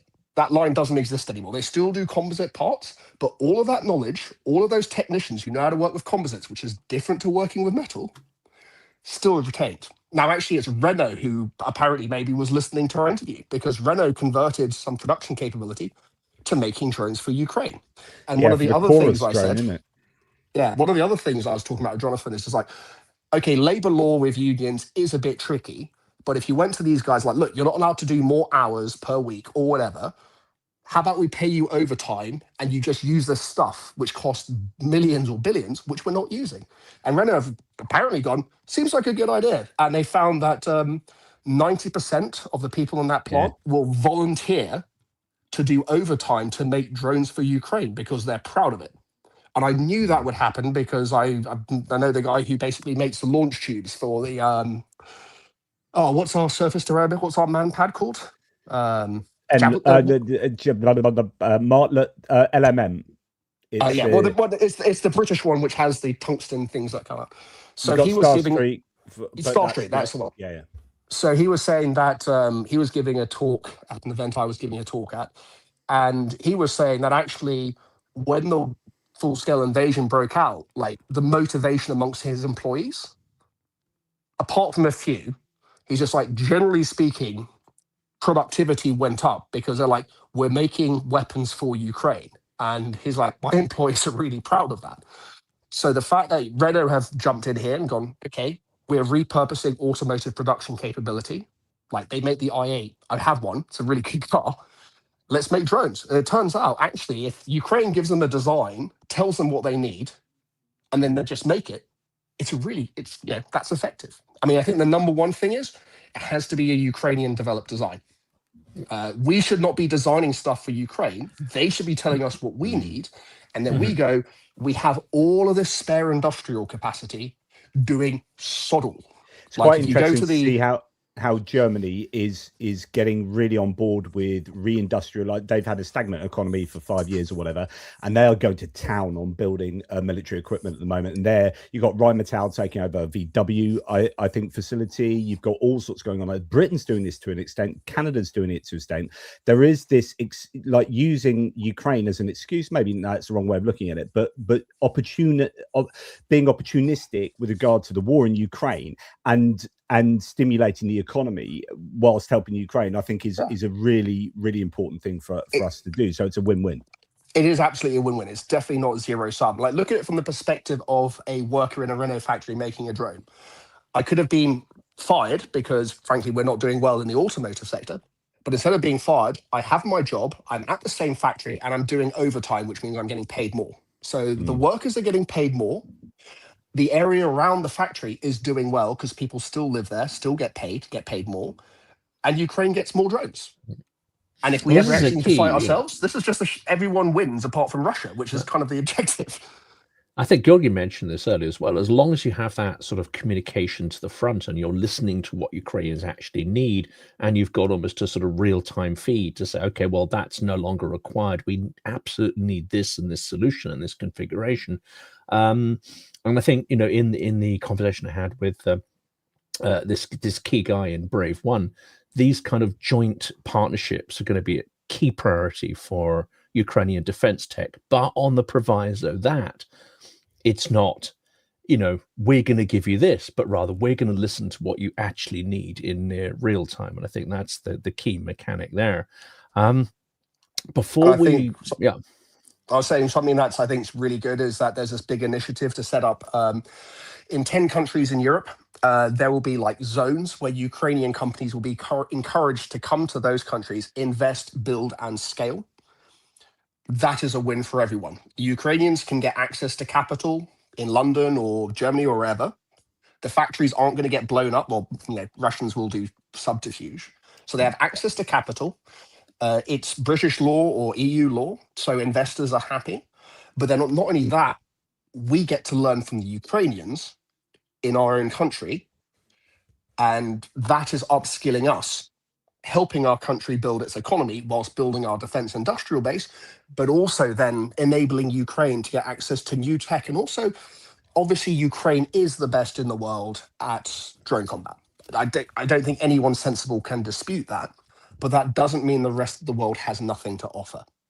And I think so. I think I sent you the interview with Lesia Vasilenko and Alexander Komiak with Gideon Rackman. That's an excellent one. Yeah, so those two. So Lesia is an MP in the Rada.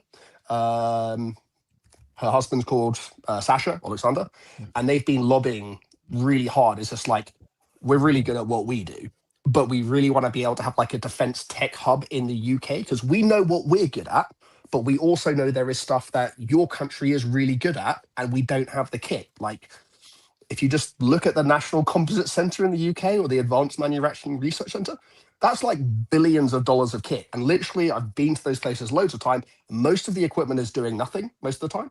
The technicians and the engineers, generally the technicians are twiddling their thumbs, waiting for something to do. Just like, my God, we've got the best bloody technology in the world. This is the Airbus wing of the future, if it's the National Composite Centre. If it's the AMRC, this is basically Boeing's research centre in the UK. It's full of all of their best kit, not being used. Technicians twiddling their thumbs, academics looking for something interesting to do. It's like, let's give that to Ukraine somehow. Let's find a way to give that to Ukraine. At this problem. I'd have been proud if it was Britain that did it first. Yep. I mean, Octopus, our interceptor drone, looks very, very similar to a Sting. Interesting. But yeah, it seems people actually listen. And yeah, if we industrialize our user industrial base, Ukraine's going to have just that. We are so much more technologically advanced than Russia. They just get oil out the ground. That's all they know how to do. That and crime. No one buys Russian airplanes. There's a bloody good reason for it.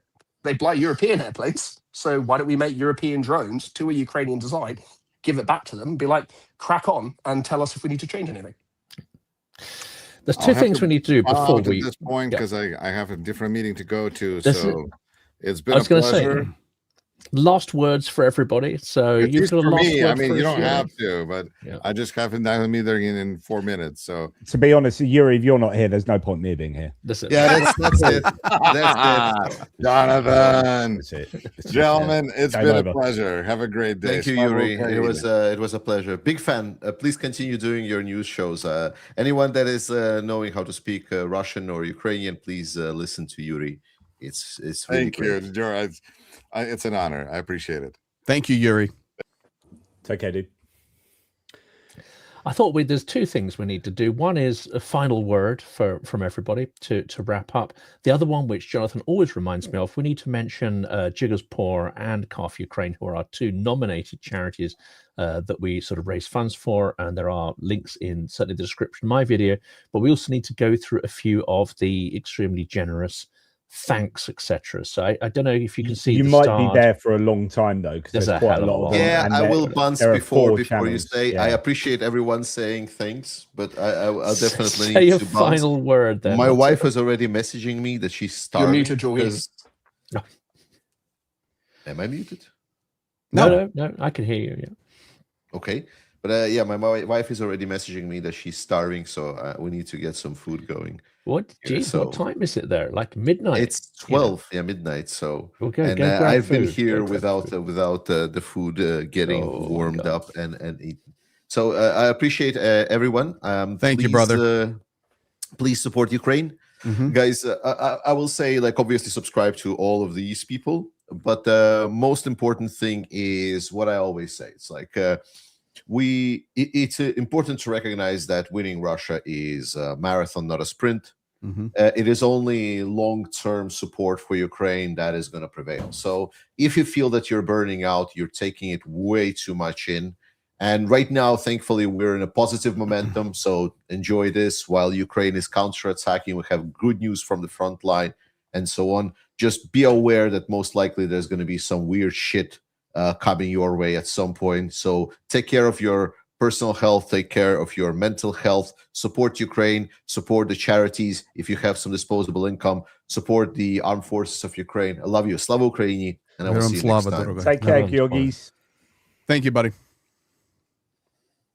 Appreciate you, friend. Alexander, just while I have you here, I've just sent you a signal. Hello, just let's have a chat. On if you're up for it. I thought you knew each other. Kind of stuff. Yeah, we do. Yeah. I've spoken to Alex I've seen before. I've seen the conversations in our Signal group, so now I have the face with the name. So that's nice. Nice hair, by the way. I really like it. It's better than Johnny Pierce's. I've got amazing hair. Yes, you do. Under wraps. It's angelic. Don't let anyone see it because I do want to say this as we're heading out. I want to say thank you to everybody that's a part of supporting Ukraine on all of our channels. As Georgie was saying, I know that Jonathan Fink has hosted this one, so he's pushing up all the thank you chats now, the super chats. I just want to personally say thank you to the moderators on all the channels. You do amazing work, and couldn't do anything without you. Dunk on you for super chat, working but listening. I'll be done soon. Bear with me. Slava Ukraini. Dunk on you. Gifting 10 memberships. F. Oink, the Hungarian legend, gifting 50 memberships. Linda S. from Australia. Shout out to the mods. Thank you for all the work you do on the Hope Train, which is my community's name there.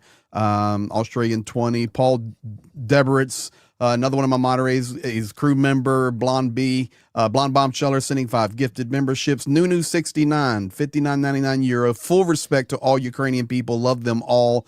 Thank you, Nunu. We love you too. At Little Dog 6645. I talked to a Ukrainian friend today. They said as difficult a date as February 24th is, the war started in 2014 for them. Thank you, Little Dog, for sharing that. That is absolutely accurate. Linda S. also gifting 10 memberships. Christine, I messaged her earlier, but she says, all I have to say, make sure everybody on here is beverages, food, and such. Once Greg starts talking, there's no stopping him. Glory to all Ukraine and military. Thanks from the Scottish Tartan Terrier. Thank you, Christine. Barefoot Terry, $10. Slava Ukraina, Linda S. Australia. I believe Zelensky is now more outspoken. Good comment here, because he's no longer putting up with U.S. and Russia BS, because he's getting closer to not needing them. Epic Battles, £5. I'm currently working on new video series about strategic import Crimea and Sevastopol. Thank you for that, Epic Battles. Dunk on you, gifting another 10 memberships. Mitch Ashdown, Canadian. On this anniversary, may we please talk about Ukraine, not the grifter drama queen nation. I think we did a really good job of that, the best we could for you there, Mitch Ashdown. Thank you for that, my friend. Dunk on you, victory is 91 borders, period. Slava Ukraini. Linda S. Ukraine has the most intelligent, inventive, and advanced military in the world. At the moment, Europe should be begging to have them in the EU and NATO. I completely agree. Pyro Kurt, another one of my mods, $10. 12 years in this war, and I still stand with Ukraine, with its soldiers, its families, and every civilian who refuses to surrender their future. Slava Ukraini. Mitch Ashtown back. The countries not doing the fighting are the ones that keep wanting to capitulate. Very good point on that. And Mitch, I know you're from Canada, and one of your Canadian leaders there made quite a statement here a day or so ago, and I agree with it. How one human being can turn the entire world on its side. Christine McDonald again. Canada is also just today, I think, announced another massive military aid package as well. So. Military aid package, and I think also Carney's heading to India now to do a deal with Modi, which is good. Okay, guys and dolls, need to get ready for work. From Christine in Scotland. Have fun. Good night. Johnny Nedregard, Norwegian Island Dweller, Norwegian Kroner 22, and I've gone fishing. Why did Medvedev cross the road? Question mark. That is to get to the liquor store. So thank you, everybody. And I know that took some time, but I always want to be grateful and appreciate everybody in this world for standing with us as we stand with Ukraine and try to share. And that's it. We just love you all. Love Ukraine. And until victory. Well, thank you, Jonathan, for letting me do that. Do this again. No, you did that more expertly than I ever could. Alexander, nice to meet you, sir, on here. Nope. Yes, nice one. Okay. Well, look. Yeah. Thanks, Greg. And it is worth remembering, of course, that after 4 years of war, there are an awful lot of people who have died, awful lot of civilians and soldiers, families ripped asunder. So it is worth sparing a moment tonight for those people and their loved ones. So it is, yeah. My studio's downstairs, and when I leave and walk this way, Peach Jacket's hanging right there. And every day, it's just a honor to walk past it every day and remember him, and remember not only Pete but all those that have given their lives fighting. And as President Zelensky so well said, Ukrainians cannot forget those who gave their lives for our country. And it's not just as easy to make a decision. We will never forget. So I think that's the way we all are. We will never forget. Absolutely. Thank you, guys. Amen to that. Hallelujah. Come on, Johnny. Give me a hallelujah. What was that? Wait. I'm messing with Mr. Pierce. I got an amen out of Fink, and I'm trying to get a hallelujah out of Pierce. I'll give you a secular thumbs up. We'll take that, my friend. And you know what? Maybe we need to get together here pretty soon, have a rant off. Yeah, let's do it. All right, Yeah, mate. Love you. Do that. Thanks so much, Alex. Thank you, Alex. See you on here. Well, All the best, guys. Do this again. Indeed. Thank you. For some reason, I can't hear Greg and JP anymore. Oh, well. But, really? Well, we were saying hello, so thank Stay you. safe, guys. Yeah. One last. I mean, if there's one last word, missed the last comment. All I have to say is Slava Ukraini. Garom Slava. Yes. All right, I'm Good night, guys. Yeah. Can I just say a really quick thank you to all my Please. all my super chatters, but I'm not going to go through them. But I feel really bad about that. But thank you, just to save time. I really, really do appreciate it. And if Alex can hear this or can't, check his signal. Let's get together and have a chat. But Jonathan, think maybe you could repeat that. Absolutely, I will do. I'll make sure. And by the way, on the poll that we started earlier, 93% of the folks watching on my channel, victory is 91 borders and Russia castrated. So there you go. All right, guys, y'all have a good morning, and we'll I'm have a going good to hit the close down button. Thank you, everybody. Yes. Thank you, everybody. Toodle pips. Toodles. Does Mr. I Fink find know the how to right hit the button. button?